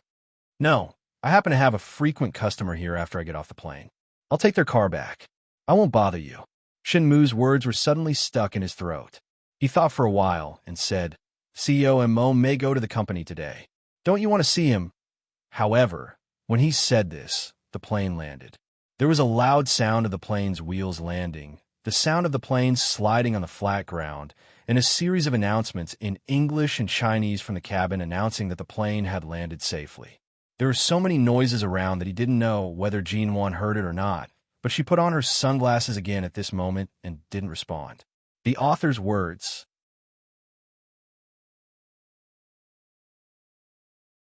Chapter 423. The sound of the huge rollers landing on the ground, the sound of the plane gliding on the flat ground, and the announcement of the safe landing in English and Chinese came from the cabin. There were so many noises around that he didn't know whether Jinwan heard it or not, but at this moment, she put on her sunglasses again and didn't reply. The cabin door opened, and Jinwan got up and left, not looking back again. Shenmu hesitated and got up to follow her, but he didn't expect that Jinwan really had a client to meet at the airport. As soon as she walked into the airport lobby, a man about 30 years old came up to her with a smile. Jinwan waved at the man. When she turned to pick up her suitcase, she saw Shenmu standing a few steps behind her. However, She only glanced at him and politely nodded her head at him before turning to leave. Shinmu was about to raise his hand and say, "Then I'll see you another day." However, Jinwon didn't even give him a chance to speak and left. Shinmu's hand froze in the air, and then he put it down awkwardly. In the past, Miss G was quite easygoing. Every time she went to the MO Corporation, she would say hello and be very polite to him, which was a far cry from the attitude she had now when they were almost strangers. Seeing Jinwon walking with a man in his 30s, who seemed to be talking and laughing, Shinmu couldn't help sighing and sighing. Without saying anything more, he walked out of the airport lobby. "A few days ago, I heard from CEO Xia that you were going to return to China. I thought it would take you at least a few months to prepare, but I didn't expect you to come back so soon." The man beside Jinwon asked the secretary behind him to take her luggage and then walked beside her, talking to her. "I didn't plan to come back so early. I'm used to it in the UK these years." Jinwon smiled and said, "But Xia Tian is about to give birth. I can't still be carefree in the UK at this time. I have to come back and take over the business in High City, lest she can't even feel at ease when she gives birth." "Who said you lived a carefree life in the UK? People who don't know you only see the glory you have now. But how many people know what kind of life you have been living in the UK for the past 3 years?" Jinwon smiled. "Everyone has to work hard. I haven't worked hard for a long time. If it weren't for you, Mr. Vince, who helped me deal with so many tricky contracts and resource disputes with various companies every time you were sent to the UK in the past 2 years, I'm afraid I wouldn't have been able to establish myself in this industry so quickly. Speaking of, I have a lot of benefactors. Mr. Zan, on one hand, Mr. Zan is my partner, and on the other hand is my teacher. He has taught me a lot of business skills, and Mr. Vince, you are my benefactors." "What benefactors? Aren't you my confidant?" The man walking beside her glanced at her meaningfully. The secretary following behind Mr. Vince was no longer the same one from 3 years ago. She had long noticed that Mr. Vince had been deliberately applying to be sent to the UK in the past few years. Anyone with a discerning eye could tell that every time Mr. Vince went to the UK, he would specially visit Jinwon. However, although Jinwon's relationship with Mr. Vince had gradually become closer, she seemed to have never seen Mr. Vince's repeated attempts to show goodwill. She only regarded him as a partner or friend, and for 3 years, she had never crossed the boundary of a friend. He really didn't know whether this Miss G's EQ was too low or she was too arrogant. How could she not be moved by him? Hearing the words confidant, Jinwon just raised her eyebrows slightly, smiled, and looked at the weather outside the airport hall. The average temperature in High City in June is more than 30 degrees. I can feel the heat assaulting my face even before I walk out. Am I wearing too much? Mr. Vince didn't dwell on the topic just now. In the past few years, he had figured out Jinwon's character. She devoted herself to her career and seemed to have almost disappeared. She was indifferent to things like men and relationships, but she didn't deliberately avoid them. It seemed that she was really not interested in them. Anyway, Jinwon didn't have any troublesome suitors around her. Those who were too difficult to deal with had long been driven away by her. He didn't need to drive them away at all. He happened to be single for so many years and had long been used to getting along with Jinwon like friends. She was not moved, and he was not in a hurry. The weather in London is too cold. It must have been a long time since you felt the sunshine in High City. You're indeed wearing too much. Do you want to change? I'll wait for you.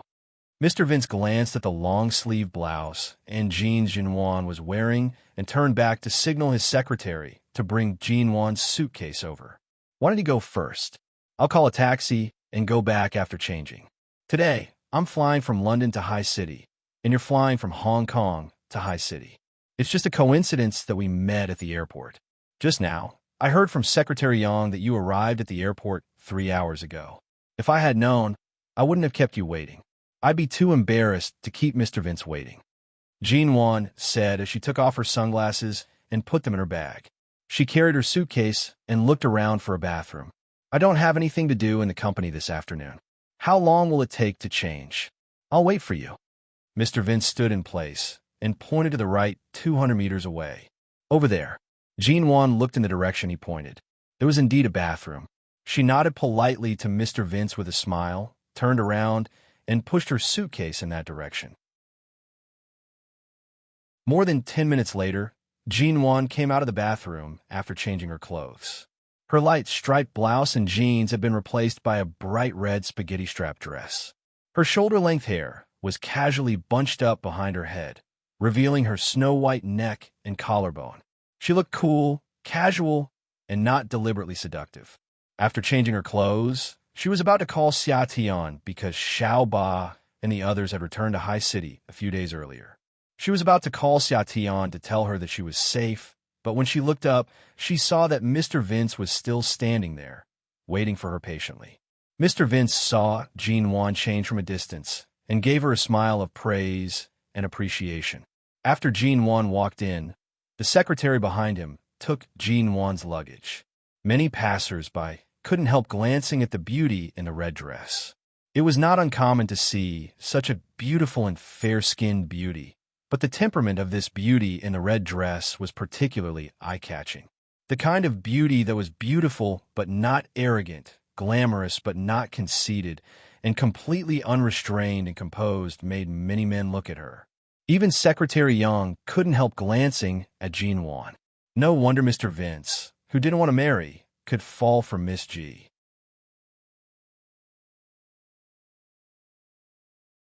Chapter 424. It had been a year since she left the airport and returned to downtown High City. Jinwan looked at the familiar buildings on the roadside. She didn't expect that 3 years had passed so quickly, but nothing in High City seemed to have changed. It was as if she had never left. "Are you sure you don't want me to send you back to your place?" Mr. Vince sat in the car and looked at Jinwan, who had been quietly looking out of the window. "No, I'll go back to the company first. The new studio you moved to 3 years ago has become the old site. The new office building is not in the city center, but in the western part of the city, which is far away from where you used to live. Are you going to change your living place?" Jinwan did intend to move after coming back. She didn't answer, but looked out of the window. After a while, she said, "I'm not sure. I'll see. If you need anything, you can call me at any time. I've troubled you a lot when I was in London. Now that I'm back in High City, I have a lot of friends and relatives here. I'd better not trouble you, Mr. Vince. Now that I'm back, I just need to deal with some trifles. The rest will be handled by the people in the company. I don't need any help." Mr. Vince didn't insist. Seeing that Jinwan was a little underdressed and the air conditioner in the car was too high, he sternly ordered, "Turn down the air conditioner." The secretary sitting in the front passenger seat hurriedly raised her hand and turned down half of the air conditioner. Jinwan seemed not to hear it and acted as if it had nothing to do with her. She took a look at the time and said, "It will take at least 40 minutes to get to the West District from here. It's too far from your BGY company. I can get off here." "It's all right. I'll take you there first." Jinwan couldn't persuade him, so she simply stopped talking, closed her eyes, leaned back in the seat, and no longer participated in any conversation. When they arrived at the West District, the Mercedes-Benz drove to the main entrance of the High City Company building of MN Group's China division. Mr. Vince was about to raise his hand to wake Jinwan up, but the moment his hand touched her, Jinwan had opened her eyes. The woman in the red dress had slept for 40 minutes, but the moment she opened her eyes, Mr. Vince could see that she hadn't slept at all. "Here we are. Thank you." She was about to get out of the car when Mr. Vince suddenly held her hand and put a velvet box in it. Jinwan silently looked at the velvet box in her hand and then at him. "What is this?" "Consider it a gift for your return to China." Jinwan gave a faint smile, but didn't even open it. She put the box back into his hand. "Thank you for welcoming me back, but I can't accept the gift. It's just a bracelet." Mr. Vince looked at her clean and fair wrist. "You haven't worn any jewelry these years. It's just a bracelet. It doesn't have any special meaning." "What? You don't dare to accept it? It's useless to goad me. If this was a shell bracelet that you bought from a seaside holiday, Mr. Vince, I might have accepted it as a souvenir. But this is too expensive, and I have no reason to accept it." She didn't need to open it at all. Just by looking at the small logo on the box, she knew it was a top jewelry brand in the world. Any piece of silver or crystal jewelry cost more than 100,000 yuan. Even though both of them were rich, She couldn't accept a simple gift. Seeing that Jinwan was so determined, Mr. Vince didn't say more and put the box on the seat with a faint smile. All right, I won't force you. If you don't like it, I won't give it to you again. Knowing Mr. Vince's feelings for her, Jinwan usually wouldn't allow a man who had improper thoughts about her to stay with her for too long or become her friend. Just as Xia Tian said, she seemed to have changed a lot, but the arrogant and unapproachable personality of teenager was still hidden in her bones. She didn't have any tolerance for men she didn't like. All pursuers were pushed away by her as if they were garbage, and she wouldn't give them a chance at all. But Mr. Vince was too considerate. He was too gentlemanly and respected her. He knew when to advance and when to retreat, and he never did anything to embarrass her. As time went by, this man had appeared for a long time, and he did help her several times in London, so she couldn't push him away. Friend? Sort of. At this moment, Jinwan's cell phone rang. Sorry, I have to take a call. Mr. Vince didn't speak. When Jinwan answered the phone, he got out of the car and asked his secretary to bring her suitcase down. Then when he saw Jinwan put down the phone after a few minutes, he opened the car door for her in a gentlemanly manner and said with a smile, Miss G, please. Jinwan put her cell phone back in her bag, nodded politely to Mr. Vince, and got out of the car, declining his request to send her back to the building. When their car drove away, Jinwan walked in the office building with her suitcase. Although she hadn't been in High City for years, the security guards and staff at the gate recognized her as the president of the MN Group, so she walked unimpeded and no one dared to stop her. As soon as he entered, he saw two tall and fat men making a lot of noise at the front desk. They were smashing things and smashing cups. The two front desk ladies standing at the front desk were holding the landline and making a phone call nervously. Jinwan glanced over there and heard one of the men who was smashing things say, Ask the person in charge to come out. We bid for piece of land first. How did it become your MN Group overnight? Relying on the fact that the MN Group has been doing well in the domestic real estate industry in the past 2 years, you even dare to rob our Hung Cheng's land, don't you? You guys sure have guts. Sir, don't be impulsive. This building is so tall that it will take a while for a normal person to take the elevator down from the office.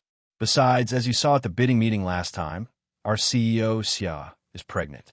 Even if she wants to go downstairs, she has to wait. Don't smash things. After putting down the phone, the receptionist looked at the two tall men in horror and nervousness. She didn't dare to stretch her hand forward, but she still spoke carefully lest she really broke something. What's wrong with being pregnant? You can rob our Hung Cheng's land just because you're pregnant? You've taken the net profit of that land. Do you think our boss doesn't make a living? How dare you rob the land we agreed on? Do you really think the real estate industry in High City belongs to your MN Group?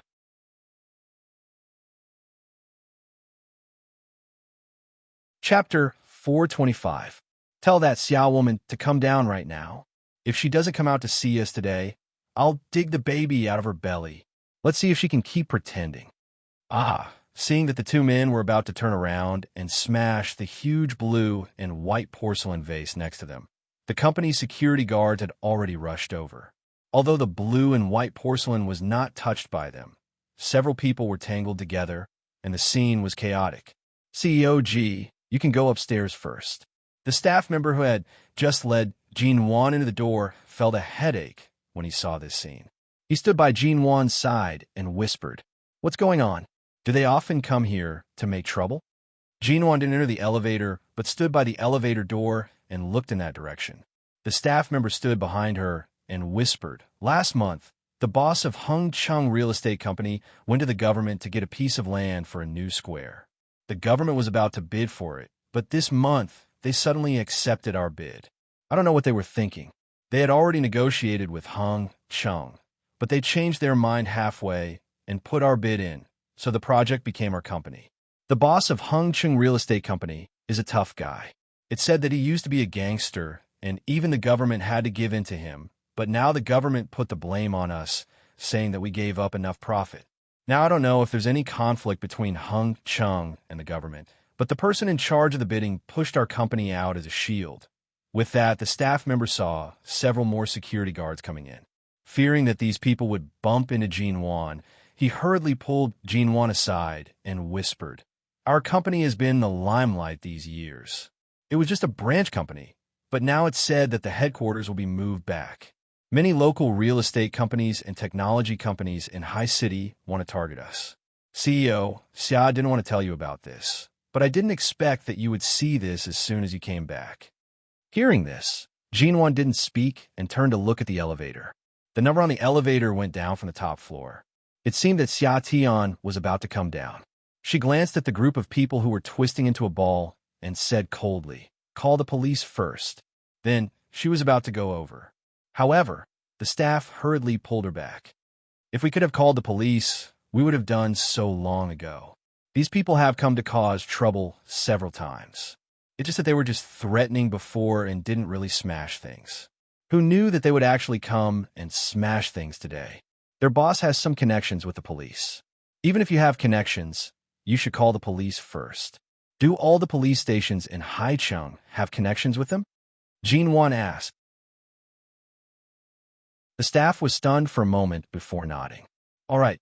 Jinwan coldly turned her eyes away and walked over. She walked into the crowd, surrounded by security guards. Some of the security guards had seen Jinwan in photos, and some didn't know her. Seeing such a young and beautiful lady suddenly coming in, some of them hurriedly raised their hands to stop her.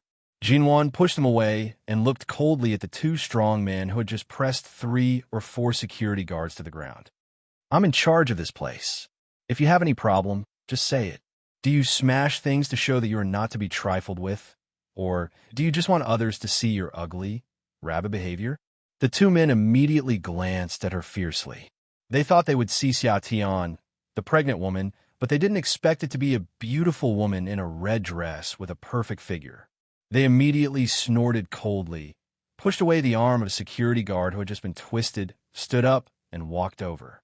The two men were at least 9 meters tall. The moment they stood up, the people around them subconsciously took a step back. Jinwan stood still and looked at the two men calmly and coldly. They stood in front of her and looked her up and down for a long time with fierce faces, but the woman in front of them was not inferior to them at all. One of the men suddenly sneered, reached out to pinch her chin, and reached out to her in a very disrespectful gesture and movement. But before his hand touched her chin, Jinwan still didn't move and said in a low and indifferent voice, "Since the government chose to give that land to Immerse Group, it means that your company has lost the negotiation with the government. Hengchen Company was abandoned by Immerse Group and lost the first round. What you should do now is to go to the government to find out the truth and find a way to protect yourself instead of smashing things here. You can smash things here, but I'm afraid you can't afford the price." The tall man who had just raised his hand paused. For a moment, he didn't seem to understand what Jinwan meant, but her fearless aura made the two men look at her up and down in confusion, as if to determine if she was really in charge of this place. Wasn't it said that the person in charge of High City MN Group was Xia Tian? Where did this woman come from? That's right. It's obvious that you're not strong enough and only want to get benefits. You went to the government, but in the end, you still failed to get this piece of land. Instead of thinking about the problem, you came directly to MN to make trouble. Does the boss of Hong Cheng really think that our MN Group is isolated and helpless in High City with only me, a big belly, in charge? Does he think he can step on us easily? Outside the crowd, Xia Tian, who claimed to be a pregnant woman, came over in a loose summer dress with a round belly.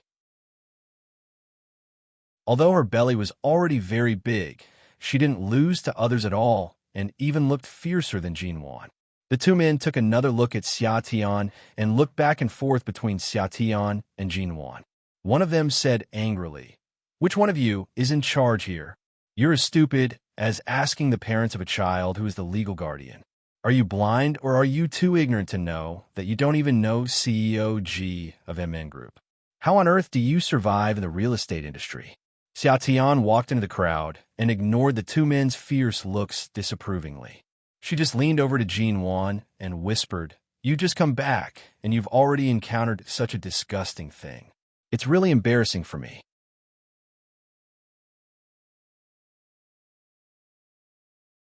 Chapter 426.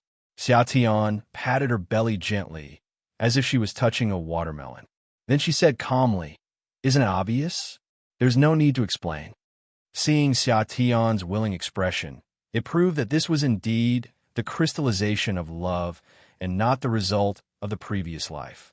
Jinwan's heart, that had been hanging by a thread, finally relaxed. Now was not the time to ask these questions. Jinwan withdrew her gaze and looked at the two men. "From now on, if you have any problems, just tell me. Miss Xia has helped me manage the affairs of High City for the past few years. Now she's about to give birth. Even if you want to make trouble, you don't have to target a pregnant woman who is about to give birth. If she's frightened by you and something happens to her, can you afford it?" The two men didn't take the pregnant woman seriously at all, but since Jinwan had said so, they didn't want to get into trouble. They just said fiercely, "Don't King play with the pregnant woman. How dare you snatch Hung Cheng's land? You should give us an explanation or fall out with us. Are you going to fight against Hung Cheng in High City in the future? If you really have the guts, our boss doesn't mind." Xia Tian frowned and was about to speak because of their harsh words, when Jinwan raised her hand and stopped her. She looked back and said, "Let CEO Xia go up first." "Jinwan." Xia Tian turned to look at her and said in a low voice, "The people of Hung Cheng are not to be trifled with. You have just returned to China. You don't know how many new real estate companies have been established in China in the past 3 years, and there are many in High City alone. The boss of Hung Cheng is not to be trifled with." "I know. You go up first." Jinwan gave her a reassuring look. How could Xia Tian be reassured? Although Jinwan had experienced many twists and turns abroad in recent years, High City, a prosperous metropolis, was not much simpler than her international business struggles.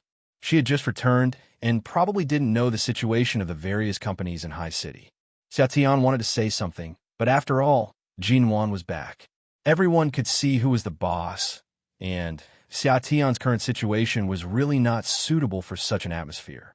Without saying a word, several staff members dragged her out. "Hey, you guys don't pull me. Damn it, as soon as Jinwan comes back, I'm not your boss anymore, am I? You actually don't listen to me. I still have things to say to her." "Don't pull me." When Xia Tian's voice was far away, Jinwan said mildly, "If you have anything to say, come into my office." The two men immediately looked at Jinwan's white and tender face with mocking smiles and raised their hands to touch it, saying, "Go to the office? The two of us and you?" Their tone was disgusting, but Jinwan remained calm. When a man's hand was about to touch her, before the man could see what was going on, his wrist was suddenly gripped hard by Jinwan. With a slight twist, his wrist made a crisp sound. If Jinwan used a little more strength, his wrist would be dislocated. The two men looked at her in shock. Jinwan clasped one of their wrists. Seeing that the man in front of her turned pale because of the pain, she gave a lukewarm smile and said flatly, "Behave yourself in public. Hung Cheng is a famous company in High City. You can make trouble, but if you do anything else disgusting, I won't take any responsibility if your company's image can't be salvaged." Not only the two tall and strong men, but also the staff and security guards around them didn't expect that Jinwan, who looked slender, could react so quickly and seemed to be good at martial arts. "I didn't expect you to be so good at martial arts." The man whose wrist was gripped by Jinwan was about to pull his hand out, but as soon as he moved, he felt so much pain that he couldn't exert any strength in his arm. He looked incredulously at Jinwan, who seemed to be very relaxed and didn't use much strength at all. Seeing this, the other man was afraid of losing face in front of such a woman and was about to reach out to help, but Jinwan said coldly, "If you want to break his arm, you can do it." The two men froze on the spot. Hearing the noise, Xiaobai had come downstairs and entered the crowd. When she saw this scene, her eyelids twitched, and she rushed behind Jinwan and said loudly, "Don't underestimate women. Our CEO G has learned martial arts from internationally award-winning martial artists. Your brute force can't even compare to the strength of a real human body's bones and acupoints. Believe it or not, if you dare to make trouble here, our CEO G will break the bones in both of your arms." As Xiao Ba spoke, Jinwan exerted a little more strength in her hand. In fact, she only exerted a little strength, but it was enough to make the man feel as if the tendons in his arm were about to break. Hearing this, the two men's arrogance was greatly reduced, but they still looked at Jinwan discontentedly and even fiercely. You let go of me first. Do you still want to touch me? Jinwan asked coldly. It wasn't until the man was forced to sweat by the pain in his arm that he finally compromised and said vaguely, "Let go of me. Let's talk." Jinwan let go of him. Seeing the woman in a red dress put down her hands so effortlessly, the two men more or less believed what Xiaoba said when she rushed over. Did this woman really know how to break people's bones? When Jinwan coldly turned around and was about to walk out of the crowd, Xiaoba quietly gave Jinwan a look, and Jinwan glanced at her calmly. The look was incomprehensible to others, but to the two of them, it seemed that they hit it off. How could she be as good as Xiaoba said? But in the last year in London, Feng Ling went to England and stayed with Jinwan for another year. During this period, Jinwan was robbed by several foreigners after working overtime in the company at night. Although she didn't suffer any substantial harm, she began to learn some self-defense skills that day. So Feng Ling took some time out of Jinwan's gym time every day. At first, she taught her some simple self-defense skills. Later, she found that Jinwan was very willing to learn and had a good understanding. So Feng Ling designed a set of self-defense skills suitable for Jinwan who had not undergone special physical training. She didn't need to use too much strength. She just needed to remember the most vulnerable parts of each person, remember every crack and vulnerable point of the human bones, and then combine them with the basic self-defense skills Feng Ling taught her.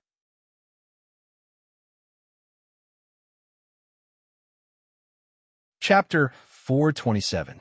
Although Jinwan was a good student, as Feng Ling said, she hadn't undergone rigorous physical training, so she was still weak in strength. She could only win with her wits. She could only bluff them temporarily with her little tricks. As long as the other party was scared, her tricks would work. But if the other party really wanted to beat her, she couldn't beat these two strong men. After all, they were both strong and tall, and she wasn't an iron wall. How could she beat them? But Xiaoba was very smart and cooperated with her. With a few words, she successfully bluffed the two men. Maybe because Jinwan had just come back from the UK, these people only knew that she was internationally famous this year and was on the Forbes list, but they didn't know her real strength. Jinwan took the two men to her office, asked them carefully about the whole thing, and called the person in charge of the government to get a general idea of the matter. It turned out that the person in charge of the government had taken some benefits from Hung Chung Company, but the higher-ups found out. On the day of the bidding, a big leader happened to be present, so they didn't dare to be too obvious, so they put the bidding documents of several big companies together. In the end, the big leader decided that MN Group would be in charge of the project. Later, when the people of Hung Chung Company went to question them, they said that MN Group offered more profits and was more tempting. Although the other party didn't understand, their purpose was very simple. They wanted to use MN Group as a shield. After Jinwan figured out the cause and effect, she couldn't offend the people in charge of the government. So she couldn't tell them the reason directly, but had to solve the problem with the people of Hung Chung Company in a roundabout way. Just when the two men were about to call their boss over, the police finally came late. The people of Hung Chung Company did have something to do with the police. They just went through the motions and came in to make some statements. Before the problem was solved, they took the man away and let him go. That was the end of the matter for the time being. Although MN Group was indignant when they learned that the police released them after taking them away, no one dared to say anything. After all, the police on the west side of the city did have dealings with Hung Chung Company. This was the way of the world, unless you had a stronger backer. The problem seemed to have been solved, but the contradiction between Hung Chung Company and MN Group was still a dead knot, and Jinwan had to find a way to untie it. Although there were some conflicts between many real estate companies in China, this type of conflict could easily snowball into a bigger and bigger one. In the office, Xia Tian pushed open the door with a big belly and looked at Jinwan, who was sitting behind the desk. I shouldn't have let them leave so easily just now. Didn't they say they were going to dig out the child in my stomach? I want to see if they have the guts to dig it out. Xiao Tian walked in angrily. Clearly, she had not calmed down yet. Jinwan glanced at her and then at her belly. How many months has it been? Xiao Tian was quiet for a moment before saying, 8 months. Is she really going to give birth soon? Who on earth leaked the news to you? I've been hiding my pregnancy from you. Who dares to tell you? Why didn't you tell me? Are you going to come back to work as soon as you get out of the delivery bed? Jinwan glanced at her coldly, turned on the computer, and typed on the keyboard. You'll take an official leave from today until the child is 1 year old. I haven't given birth yet. Why are you in such a hurry? Xiao Tian came over, her round belly sticking out in front of her. Then she bent down, put her hands on the table, and looked at Jinwan with a smile. Did you take a rejuvenation pill in the past 3 years in the UK? You're already 24 or 25, but your face and skin are still like that of a high school student. Have you gone against your growth? Jinwan ignored her and continued to look at the report on the computer. As she read, she said, give me the things you have now and go back to take maternity leave. Seeing her so focused on work, Xiao Tian put her hand behind her waist, held her belly, and paced back and forth, saying, you just come back. I have to hand over the work to you for a few days. Let's talk about it in a few days. Anyway, as long as you're here, it's okay for me to do odd jobs and occasionally help you look at the documents. Okay. Jinwan closed the report page on the computer, let go of the mouse, leaned back in the chair, and looked lightly at Xiao Tian's belly. I didn't see you hold a wedding, but your belly is already so big. Is the baby legally born? Have you gotten the marriage certificate? The corner of Xiao Tian's mouth twitched. Yes. When? It's our little criminal police officer. He dragged me to the hospital when he saw me vomiting in the morning. When he found out that I was pregnant, he took me to get a marriage certificate without any hesitation. He even used his connections in various agencies to transfer my household registration that I couldn't steal from my home in S City. Then, he directly got a marriage certificate. Jinwan raised her eyebrows. You used to call me a blockhead, smelly and stubborn, but now you've become a little criminal policeman? Xiao Tian didn't explain, but just touched her belly and said, in fact, he wanted to hold a wedding, but as soon as he got the marriage certificate, he suddenly had a drug arrest mission and was away for more than half a year. Before I could react from a young girl to a young married woman, I became a huge husband-watching rock in High City overnight. Alas, I really regret it. I shouldn't have impulsively gone to get the marriage certificate with him. Clearly, Xiao Tian's face was so sweet that honey was almost dripping out of it, but she was still sighing and saying that she was a husband-gazing stone. Jinwan was expressionless. In fact, if you want to get a divorce, it's not difficult. Speaking of divorce, I have some experience. Do you need me to teach you? Xiao Tian gave her a sideways glance. If I get a divorce, will you be the father of my child? Jinwan smiled. Sure. Xiao Tian rolled her eyes. Don't ruin the flowers of the motherland. If my child can't tell the difference between a man and a woman in the future and can't figure out whether the father is a man or a woman, it will be bad. As she spoke, she glanced at Jinwan, thought for a moment, and said, after moving the headquarters of the company in London here, should we move it to this building? In fact, it's quite inconvenient in the west of the city. There are often traffic jams from here to the city center. There are several new high-rise office buildings in the city center. We can buy them.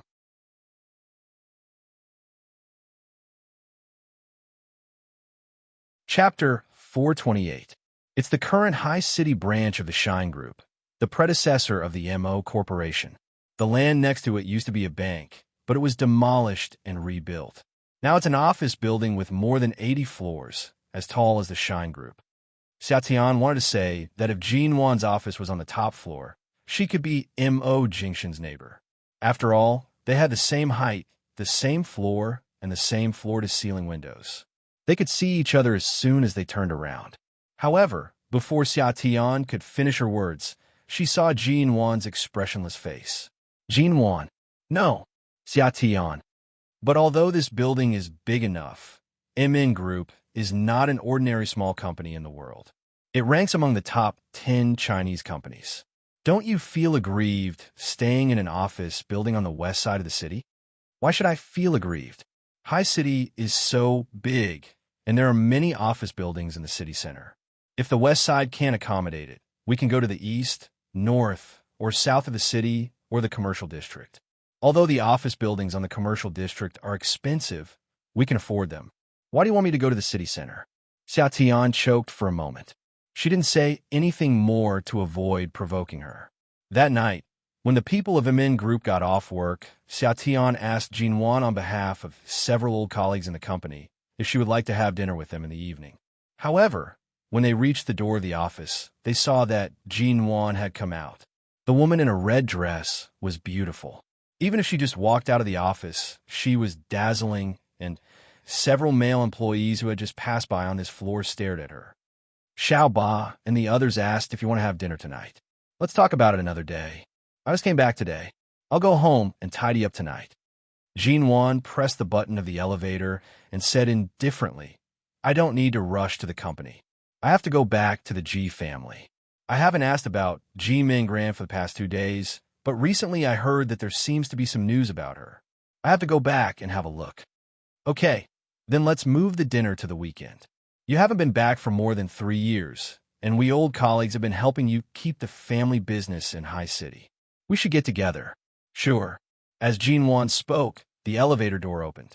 She turned back and smiled at Xiao Tian and the colleagues behind her. Everyone, see you tomorrow.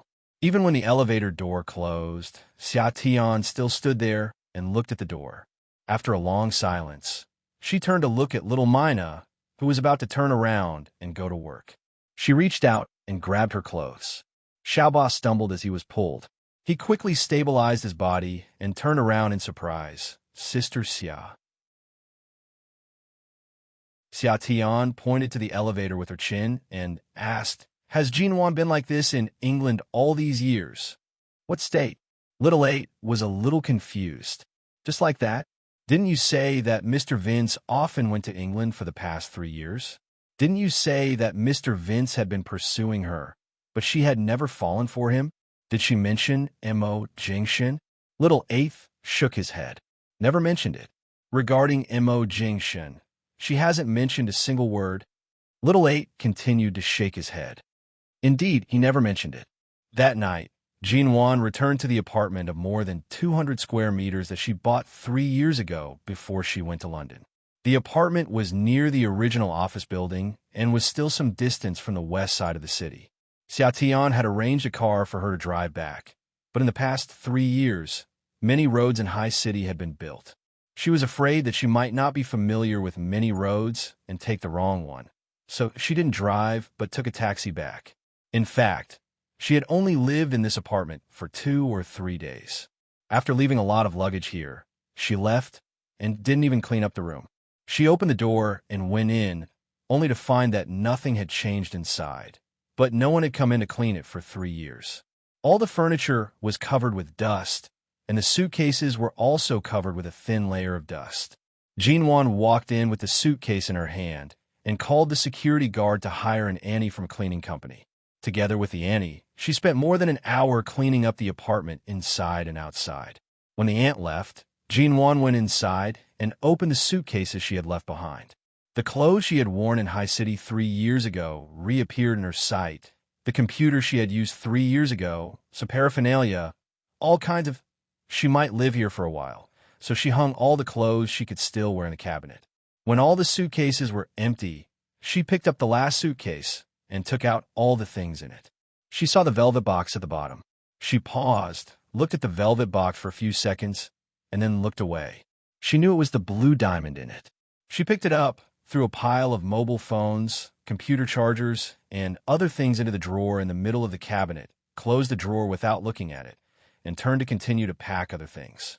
It wasn't until 11 o'clock at night that Jinwan took a shower and sat down on the sofa tiredly. There were still some daily necessities she hadn't bought. She would buy them tomorrow night. She was really exhausted tonight. After taking such a long flight and dealing with the problem of Hung Chung Company, she hadn't rested until now and was seriously out of strength. Just as Jinwan was about to fall asleep on the sofa, her cell phone suddenly beeped, indicating that the cell phone was low on battery. She touched the sofa with her eyes closed and took a look at the cell phone. There was only 5% battery left. She had just returned to China and didn't know how many things she had to do and how many calls she had to answer from tomorrow. No matter how tired she was, she got up and went back to the bedroom, opened the cabinet, and took out the charger from the drawer.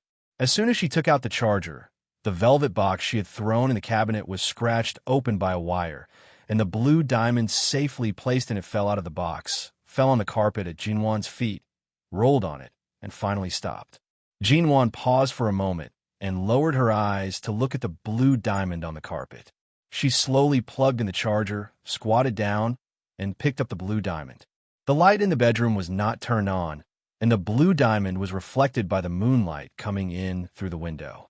If she suddenly decided to return something that she couldn't return 3 years ago, she would be provoking grandfather M.O. and the M.O. family. But if she didn't return it, what should she do with this diamond? Would she just leave such a precious thing at home for no reason?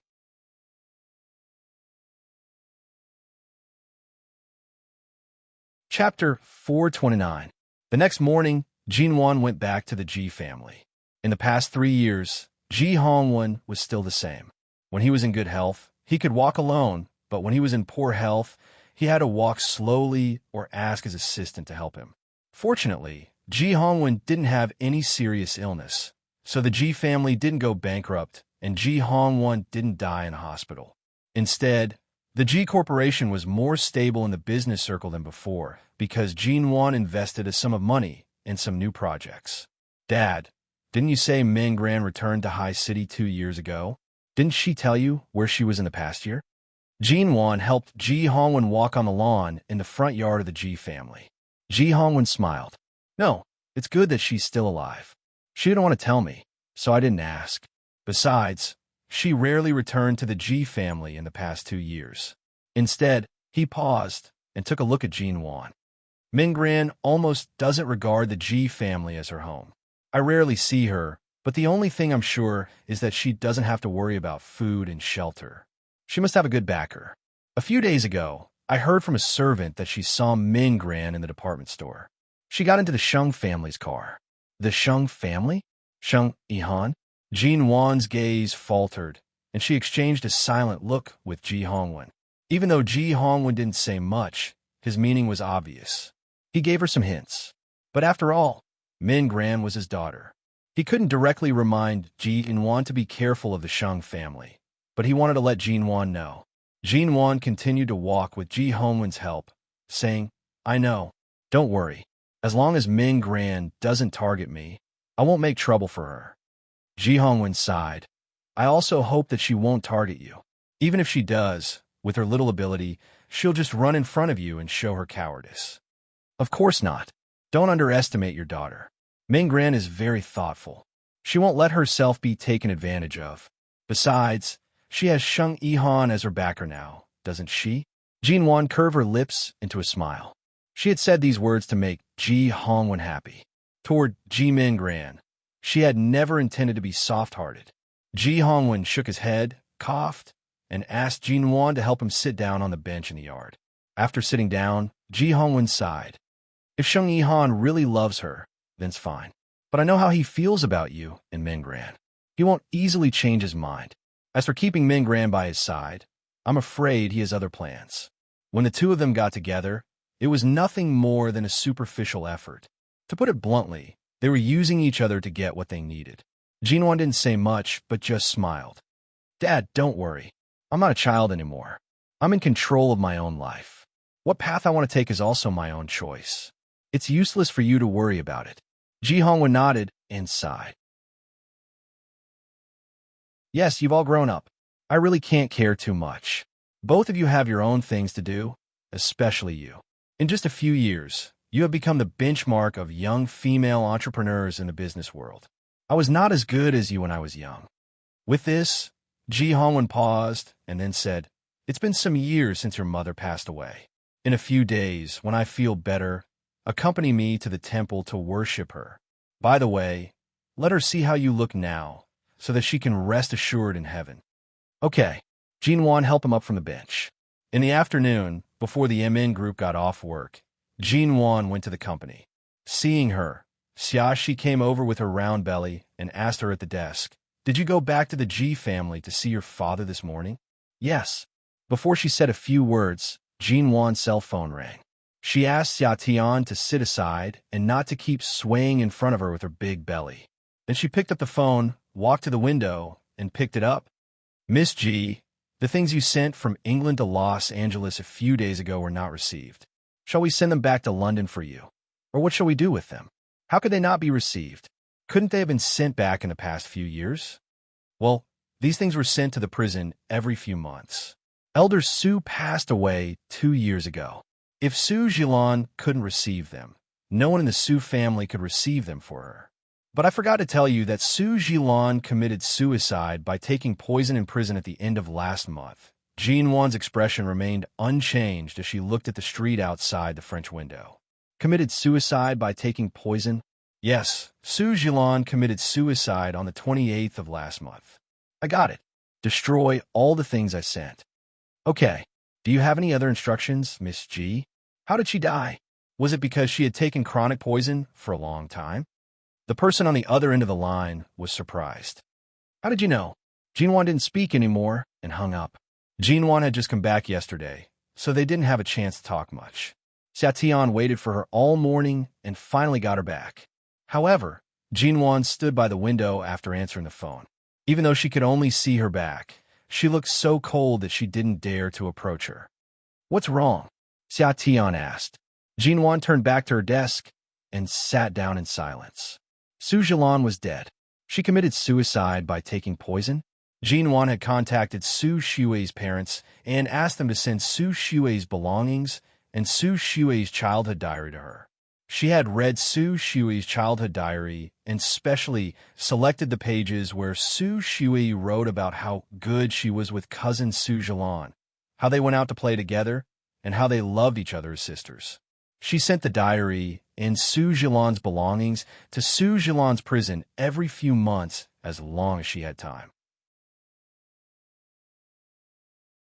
Su Jilan was a silly cousin who always thought they loved each other so much that she sacrificed her life. And Su Jilan was a cousin who was locked up in prison and deprived of freedom forever.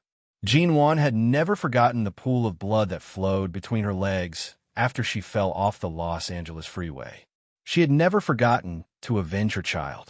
Even though Su Jilan had gotten the punishment she deserved and was losing weight in prison, and even tried to commit suicide several times, she still tortured her mind with these things again and again.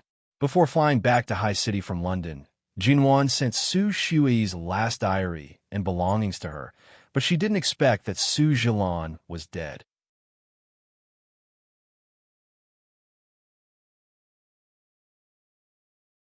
Chapter 430.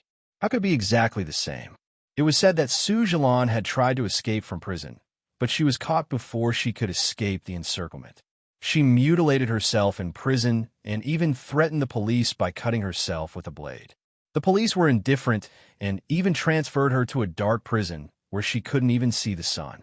It was as if there was a huge net that was pushing everything forward, pushing the original trajectory of everything forward repeatedly.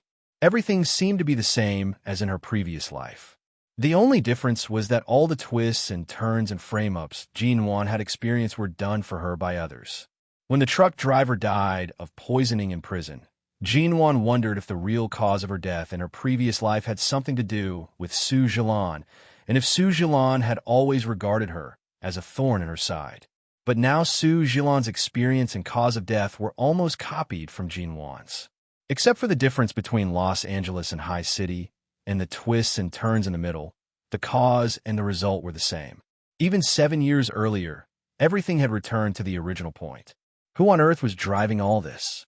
Jinwan's life had been completely turned upside down in her previous life, but now it was completely righted.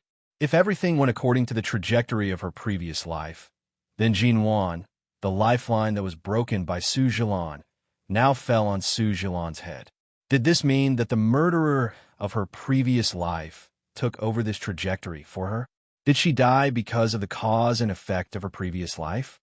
If she hadn't been reborn, Jinwan would never have such a bizarre idea. But at this moment, she had to think so. So, was there some kind of omen, or was it all caused by someone?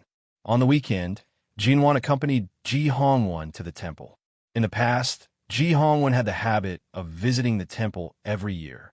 However, at that time, Jinwan was still young and her temperament was unstable. He was afraid that she and Ji Mingran, these two little girls, will be disrespectful to the various gods in the temple, so he never brought them here. After your mother passes away, I'll come here when I have time. Go inside and burn some incense. Ji Hongwon handed 3 lit incense sticks to Jinwan. Jinwan received the incense and turned to enter. After that, Jinwan accompanied Ji Hongwon to worship in the temple for more than half an hour. Seeing that Jinwan didn't seem to be used to the atmosphere in the temple, Ji Hongwon patted her hand and said, I'll go inside for a while and talk to a master I've known for many years. You can walk outside or find a shady place to sit down and wait for me. Jinwan nodded. It was rare for her to return home, so she was patient. All right. When Ji Hongwon went inside, Jinwan turned around and found a place with few people on the bluestone path in the temple to stand for a while. Then she felt the sun was too hot, so she turned to rest under an ancient banyan tree that had grown here for who knew how many years. She had heard that it was best not to touch a cell phone in the temple, let alone take photos. Bored, she pulled out her hand that had reached into her bag. She heard someone next to her shaking the lot holder and mumbling something. She looked around and saw that many people were shaking the lot holder. After more than half an hour, it was almost afternoon, and there were fewer and fewer people. Looking at the lot holder quietly placed there, she didn't know what she wanted.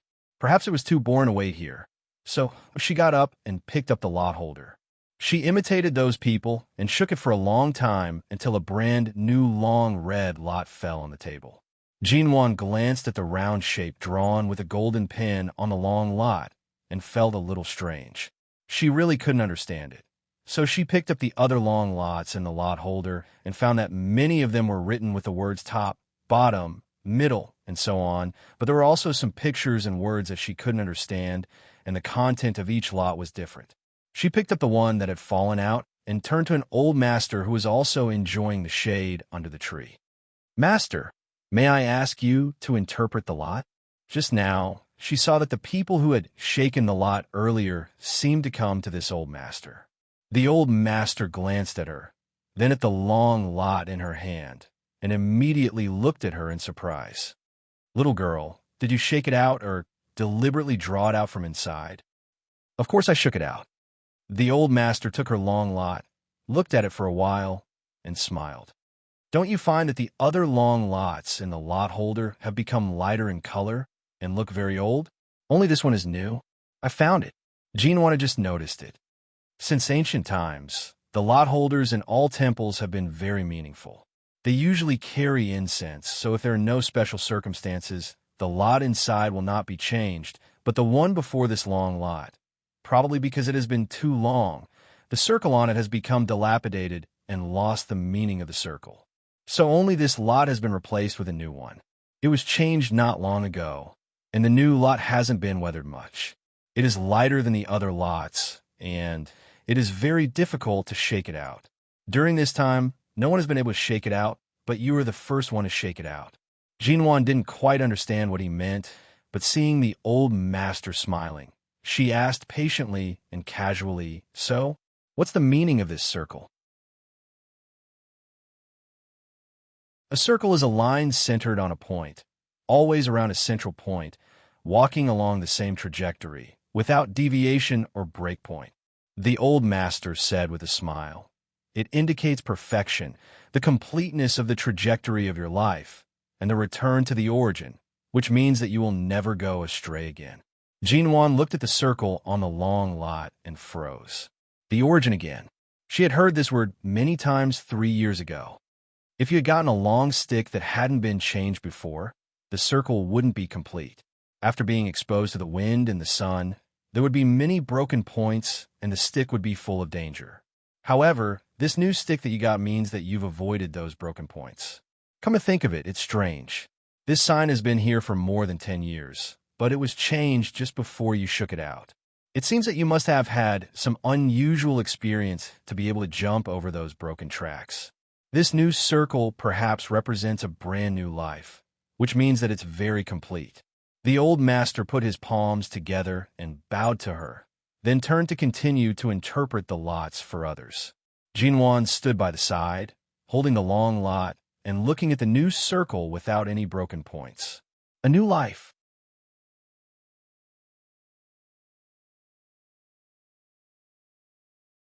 Chapter 431. In 2 weeks, all the procedures for MN Group's headquarters to move back to China had been completed, and many tricky things have been handled.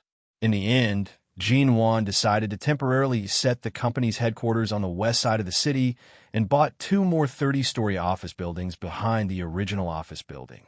In the past few years, because the company was just established in the UK, there were many social events to attend, so Jean Wan's alcohol tolerance really soared. Now she was no longer the kind of person who would collapse after 1 or 2 drinks, but she still instinctively disliked alcohol. During the period after returning to China, Jean Wan cultivated herself and didn't drink or socialize. Except for the old staff dinner she attended once, she basically went to work during the day and returned to her apartment after work at night. She went to bed early and got up early, adjusting her life to a very regular pattern. She was much better than when she first returned to China. Xia Tian might go into labor at any time this month. Sometimes she almost couldn't walk in the company with her hands on her waist, but she still refused to rest at home. Jean Wan arranged an office for her and asked her to read the company's documents from time to time. She didn't need to worry about other things. But Jean Wan hadn't decided who would be promoted to vice president, so she had to deal with some trivial things in person. For example, this Friday, there would be a real estate and architecture exhibition held in the High City Exhibition Center. Because many provincial and municipal leaders would go, the leaders of major real estate companies or companies involved in the real estate and construction industry would go. Xia Tian couldn't attend this kind of event now, so Jinwan had to go. Boss, it is said that many famous people in High City's business circle will go to this exhibition. It seems that in addition to the exhibition, there will be a bidding conference, and then the Municipal Tourism Bureau will invite all the distinguished guests to try to stay in a newly built seaside resort in the south of High City for 2 nights, but the quota is limited. It seems that I can't go with you. Xiao Ba handed the exhibition invitation to Jean Wan and said with a regretful and disappointed expression, "Try to stay for 2 nights? Hasn't High City been expanding its tourism industry for the past few years? That seaside resort was jointly built by the government, the city's tourism bureau, and several well-known companies in the city. It's about to open to the public, but before it opens to the public, we're inviting you industry bigwigs to enjoy it first. To put it bluntly, we're inviting you bigwigs to the site in person. It's also a form of advertising for the resort. After all, so many bigwigs have tried staying there before. Let's go to the exhibition first. As for the invitation to stay, we'll see how it goes." Jean Wan put down the invitation and glanced at Xiao Ba. "If you want to go, why don't you go for me?" The corner of Xiao Ba's mouth twitched. The people going there are all extraordinary people. In our entire company, only you and Sister Xia can go. After all, one is the president and the other is the vice president. If I, as a special assistant, go, won't I be giving our MN group a hard time?" Jean Wan couldn't help chuckling at Xiao Ba's choice of words. She glanced at her. Which big boss in the business world isn't busy every day? How would she have the time to attend such an event?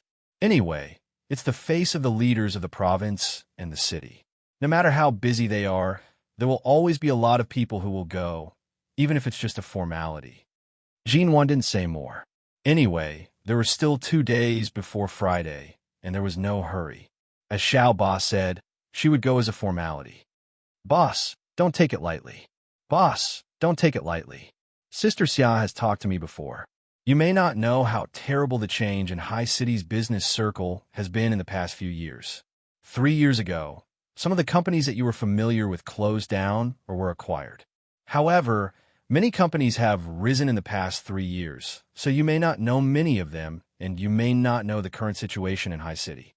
The cooperation between business and government has always been the trend in the real estate industry, so they will definitely give you face. Okay, I'll definitely go, and I'll definitely pay attention to it. I won't be perfunctory, okay? Jean Wan tooted and threw the folder in her hand into her arms. Don't hang out with Xia Tian in the future. Now you're learning to nag like her. Then you can dress up well. Don't be too casual. Okay, Jean Wan glanced at her again. Xiaoba immediately took a big step back and quickly left the office before Jean Wan kicked her off the floor-to-ceiling window out of impatience. However, the truth was that on Friday afternoon, Jean Wan was dragged home by Xia and Xiaoba. Xia had ordered a dress for Jean Wan in advance. It was a blue strapless evening gown. The color was very clean and fresh, which was Jean Wan's favorite style. However, Jean Wan couldn't understand why the two of them were so excited over such an event. They either reminded her to take it seriously or reminded her to dress up well. It was only the afternoon, but they had already dragged her home to help her try on her gown and do her hair. They had even bought her matching shoes. Jean Wan deeply suspected that they didn't want her to attend an event at all, but to go on a blind date. After Jean Wan was forced to change her clothes, the stylist they brought pressed her onto a chair and did a simple hairstyle. Xiaoba just stood up when she heard Xiaoba shouting from behind, "Oh my God, it's too beautiful." "Boss, this blue isn't something an ordinary person can handle. You're really too white." Sob. "I'm so envious, jealous, and hateful. You look so beautiful in this color." Xiaoba stamped her feet excitedly as she spoke, and then turned her eyes to Xia Tian with a sneaky smile. Jean Wan glanced at her indifferently. "What on earth haven't you two told me? Isn't it just an exhibition?" "It's an exhibition, but it's rare to see such a gathering of big shots. You're the pillar of our company, and you've just entered the Forbes list this year. Many people are curious about you. Since you've returned to China, and it's your first time attending such a large-scale event, you can't bring shame to our company, can you?" Xia Tian said and stared at Jean Wan's neck. "Is there something missing?" "There is indeed something missing." Xiaoba also stared at Jean Wan's neck. "Such a beautiful collarbone. It would be perfect if there were a beautiful diamond in the middle." Jean Wan's eyelids twitched. Before she spoke, the two women ran into her bedroom and rummaged for a long time, but couldn't find any jewelry. Just as Xia Tian was complaining that Jean Wan didn't even have jewelry in her house, Xiaoba opened the drawer in the middle of the cabinet. A moment later, she shouted, "Found it!"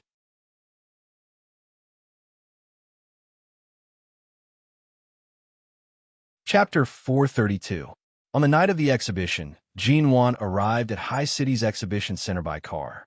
Before alighting, she thought for a moment before removing the necklace from her neck and placing it in her bag.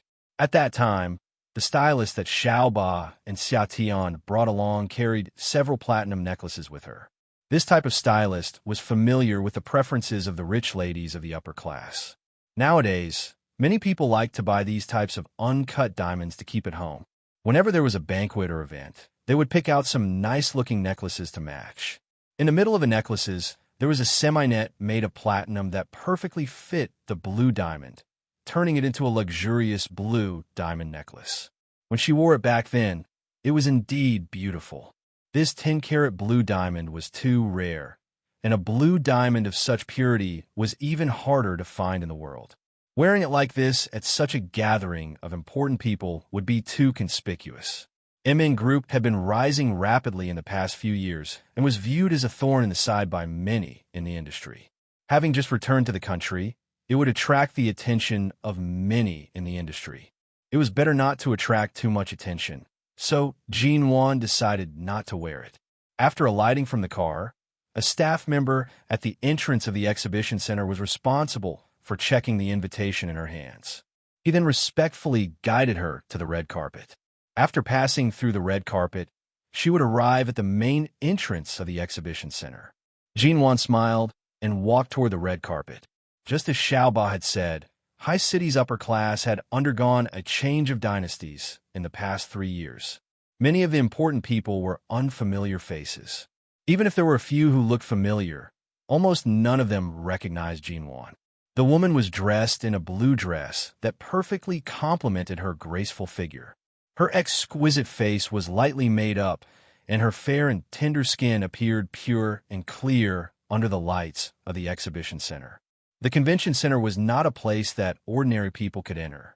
The people present were either the heads of famous companies or the young ladies of influential families. Some of them had seen Jinwan at other banquets and could more or less recognize her. However, they did not dare to recognize her at this moment. In the past, Ji Ming was already beautiful enough, but now, on this red carpet, everyone present seemed to have become the background. The woman in the blue dress was like a goddess walking out of a Western painting, elegant and sexy. This kind of blue softened the pure beauty of Eastern women, and her fair and delicate face seemed to be the most precious treasure in the world. As the saying goes, a woman is all about her bones, not her skin. What's rare is that she has a good appearance and a beautiful body. There's not a single part of her that can be picked on. Even some of the media hidden in the crowd couldn't help but raise their cameras to take pictures in that direction. Jinwan strode forward as though there was no one around, allowing everyone's eyes to fall on her. She smiled politely at the people around her, lifted the hem of her skirt that reached her feet, and walked into the main entrance of the exhibition center under the guidance of the security guards. She was neither early nor late. She was at least 20 minutes earlier than the time stated on the invitation. There were already many people gathered in the exhibition center. In the center of the hall, there was a huge overlooking model of the entire high city that was thousands of meters wide. Every building and location that was built or tendered by the major companies was marked out. From time to time, people in the crowd greeted her. Some knew her, some didn't, and even if they didn't know her before, they had studied MN Group because of Jinwan's ranking on Forbes this year and had seen her photos. Jinwan smiled at everyone who greeted her, but did not say much. At most, she would say hello. At 7 o'clock in the evening, the exhibition had already begun. Before Jinwan could go to the location with her company's logo, she suddenly heard the whispers of several reporters not far away. Earlier, I heard from the people at the entrance that Shine Group's CEO Mo is here. Hurry up and go take some pictures. It's rare to get CEO Mo's face. He's been in Los Angeles for the past few years and hasn't appeared in front of the media since returning to China. Hurry up and take some pictures. Hurry up. As the reporters turned around and quietly rushed toward the entrance, Jinwan turned around and saw that there were already quite a number of people in front of the exhibition center. Shenmu raised his hand to stop the reporters from getting too close. At the same time, he smiled politely and greeted the reporters, telling them not to take any pictures. This was an official event, not some celebrity news event. It was not suitable for the reporters to participate. By Shenmu's side, there was a quiet, tall, and yet extremely eye-catching figure. His face was cold and handsome, like an outstanding creation of God's uncanny workmanship. The man's suit was well-ironed, and his shirt was buttoned up to the top. He was meticulous, cold, and noble. His eyes were deep and clear, and his tall figure was much taller than Shenmu, who was 1.8 meters tall. In the eyes of many women, this man who was rarely seen was mysterious, abstinent, and cold and seductive. It was this man who, in just a few seconds, caused the smile on Jinwan's face to subside slightly. In the past 3 years, she never thought that there would be a day when they would meet again after such a long separation. Perhaps, from the moment this man pushed her away step by step, she should have guessed the result. Perhaps it would be another 10 years of separation, or perhaps they would never meet again in this lifetime. However, on the flight back to China, after learning about Shine Group's movements from Shenmu, she did not think about these things anymore. For example, she was not surprised to see Mo Jingshan here, but it was indeed a little sudden. Although it had been a long time since she asked about him, Jinwan had roughly heard from others.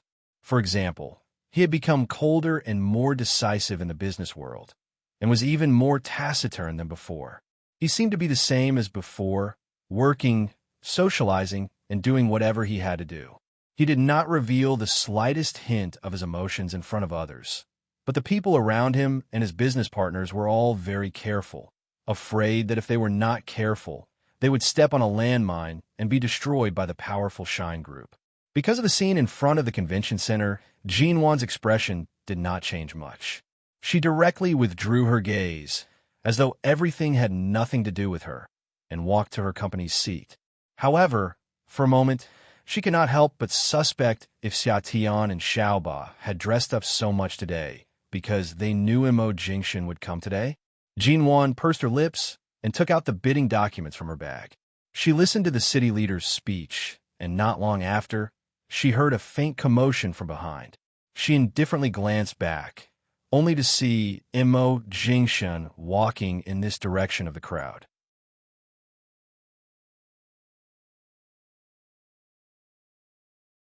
Chapter 433. However, Shenmu's eyes were very sharp. He immediately spotted Jinwan. After glancing in her direction, he approached and greeted her. CEO G. This time, he called her CEO G, not Miss G. Shenmu knew why Jinwan would appear at this kind of exhibition, so he did not bring up the past. Jinwan nodded at Shenmu and could not help but look at Mo Jingshan. For a moment, when their eyes met, the man's gaze fell on her side. His pupils were dark, and his gaze was clear. There were people all around them, and many of them were looking in this direction. Jinwan smiled and casually greeted. CO, Mo, nice to meet you. For simple words. She did not even say, long time no see. Instead, she said, nice to meet you. Jingshan nodded and gave her a very ordinary glance, as though it was indeed the first time they met in the business world, and there was nothing special about it. The man shifted his gaze and walked toward the Shine Group's logo on the other side. At that moment, what Jinwan saw in the man's eyes was the same deep, calm, and unperturbed as she remembered. The smile on Jinwan's lips did not change, but it remained polite and slightly cold. This kind of peace was good. At least, no one needed to deliberately avoid it.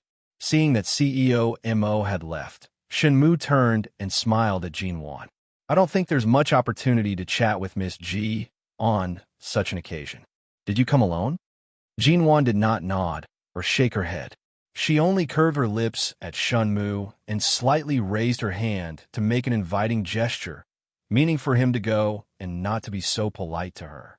At the same time, when Jinwan withdrew her gaze, she caught a glimpse of the black suit Mo Jingshan was wearing. It was as heavy and black as ever, as though it could completely drown out all the storms that had happened around him. Time had passed, but he did not seem to have changed at all. 3 years had flowed on him, and he had lost his usual reserved and gentle temperament, leaving only a hint of ruthlessness and indifference. He was just a few meters away, but it seemed as though he was already far away and even more unreachable. But the man was still handsome and tall, as though he was made of nature. Mo Jingshan was no longer the man she had been separated from for 10 years. He was also no longer the man who had doted on her endlessly and was even willing to die for her. He seemed to have become the most complete him. This was his true appearance. Seeing that she had no intention of speaking, Shenmu could only nod at her and turn to leave. Mo Jingshan had already gone to the other side of the aisle. He did not even look at her. This reunion came and ended abruptly. However, it was just right so that she didn't feel awkward or uncomfortable. After the exhibition, there was a party. Jinwan was still considering inviting the guests to stay in the seaside resort.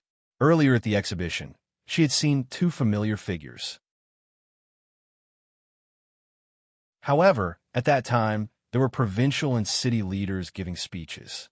They were also discussing the development direction of High City with the business elites who were present based on the city's bidding and construction matters. It was not convenient for her to wander around in such a serious exhibition. At the end of the exhibition, melodious music rang in the exhibition hall. From time to time, people would raise their glasses and toast each other in groups of 3 to 5. From time to time, the CEOs of some companies who didn't have much impression of Jinwan would raise their glasses to toast her. When they learned that Jinwan was the CEO of Immerse Group, they repeatedly sighed in admiration. They handed their business cards and introduced each other to each other. Jinwan couldn't leave them for a while. She was very beautiful. Her beautiful face and the faintly discernible coldness around her made men even more attracted to her. For such a woman, they really wanted to get to the bottom of it. At this moment, two old acquaintances suddenly came. When Ji Mingran appeared in Jinwan's sight, holding Sheng Yihan's arm, Jinwan only looked at Ji Mingran's face for a few seconds, as though confirming that she was really alive. However, Ji Mingran's eyes were very sharp, as though there was a fire burning directly on Jinwan. However, Jinwan just glanced at her indifferently and raised her glass slightly. Ji Hongwen had already told her some of Ji Mingran's situation, so he didn't intend to say anything to her. However, Ji Mingran held Sheng Yihan's arm and seemed to snuggle intimately. When Jinwan raised her glass slightly, she raised her eyebrows and smiled at her. I thought you planned to live in England and never come back. I didn't expect that in just 3 years you'd come back to High City. Is it because you can't make a living in London? Do you have to come back to a small place like High City? Jinwan's indifferent gaze fell on her and then glanced at Sheng Yihan beside her. When her gaze returned to Ji Mingran, she gave a faint smile. High City is indeed a small place. I've only just come back, and I've already met you. We've been seeing each other for so long. How small is this place? Mingran, even though you've been missing for so long, you still came back. Is it because you can't escape the circle of High City, or because you haven't made a name for yourself outside and have no choice but to come back to find a backer? Ji Mingran snorted and turned to look at the man beside her. Brother Sheng, you haven't contacted Jinwan for a long time, have you? She seems to know nothing about what happened between us. Sheng Yihan's hand was placed by his side and was held tightly by Ji Mingran. Even though Sheng Yihan had no intention of being intimate in public, he paused and didn't push her away. He looked at Jinwan, who was even more radiant than usual. After a moment of silence, he said mildly, It's only been a few years, but you've transformed from a little woman into a strong woman in the industry. It's indeed an eye-opener. But High City is a place where too many people gather. There are many things that you can't easily control. Since you've returned to the country, remember to be less aggressive and keep as low a profile as possible. These words sounded like a kind suggestion, but because Ji Mingran was standing by the side, it seemed to be a kind of sarcasm. Jinwan certainly knew that in the domestic business world, only by knowing when to advance and when to retreat could she protect herself. Although MN Group was now well known in the Chinese circle, after all, it hadn't been long since it was established. It wasn't difficult for it to be trampled under the foot of others. CEO Sheng, are you saying kind words? Jinwan glanced at him without batting an eyelid, casually playing with the champagne glass in her hand, and said in a cool and quiet voice, I have a clear view of my career, and I have some experience in ups and downs. But I heard that you're tuning into the Romance Rendezvous YouTube channel. We're so grateful for your support, and don't forget to subscribe to join us on this incredible journey through captivating stories. Your generosity through donations truly makes a world of difference, as it's the primary source of revenue that allows me to expand and enhance this channel for you. Thank you from the bottom of my heart for being a part of this adventure.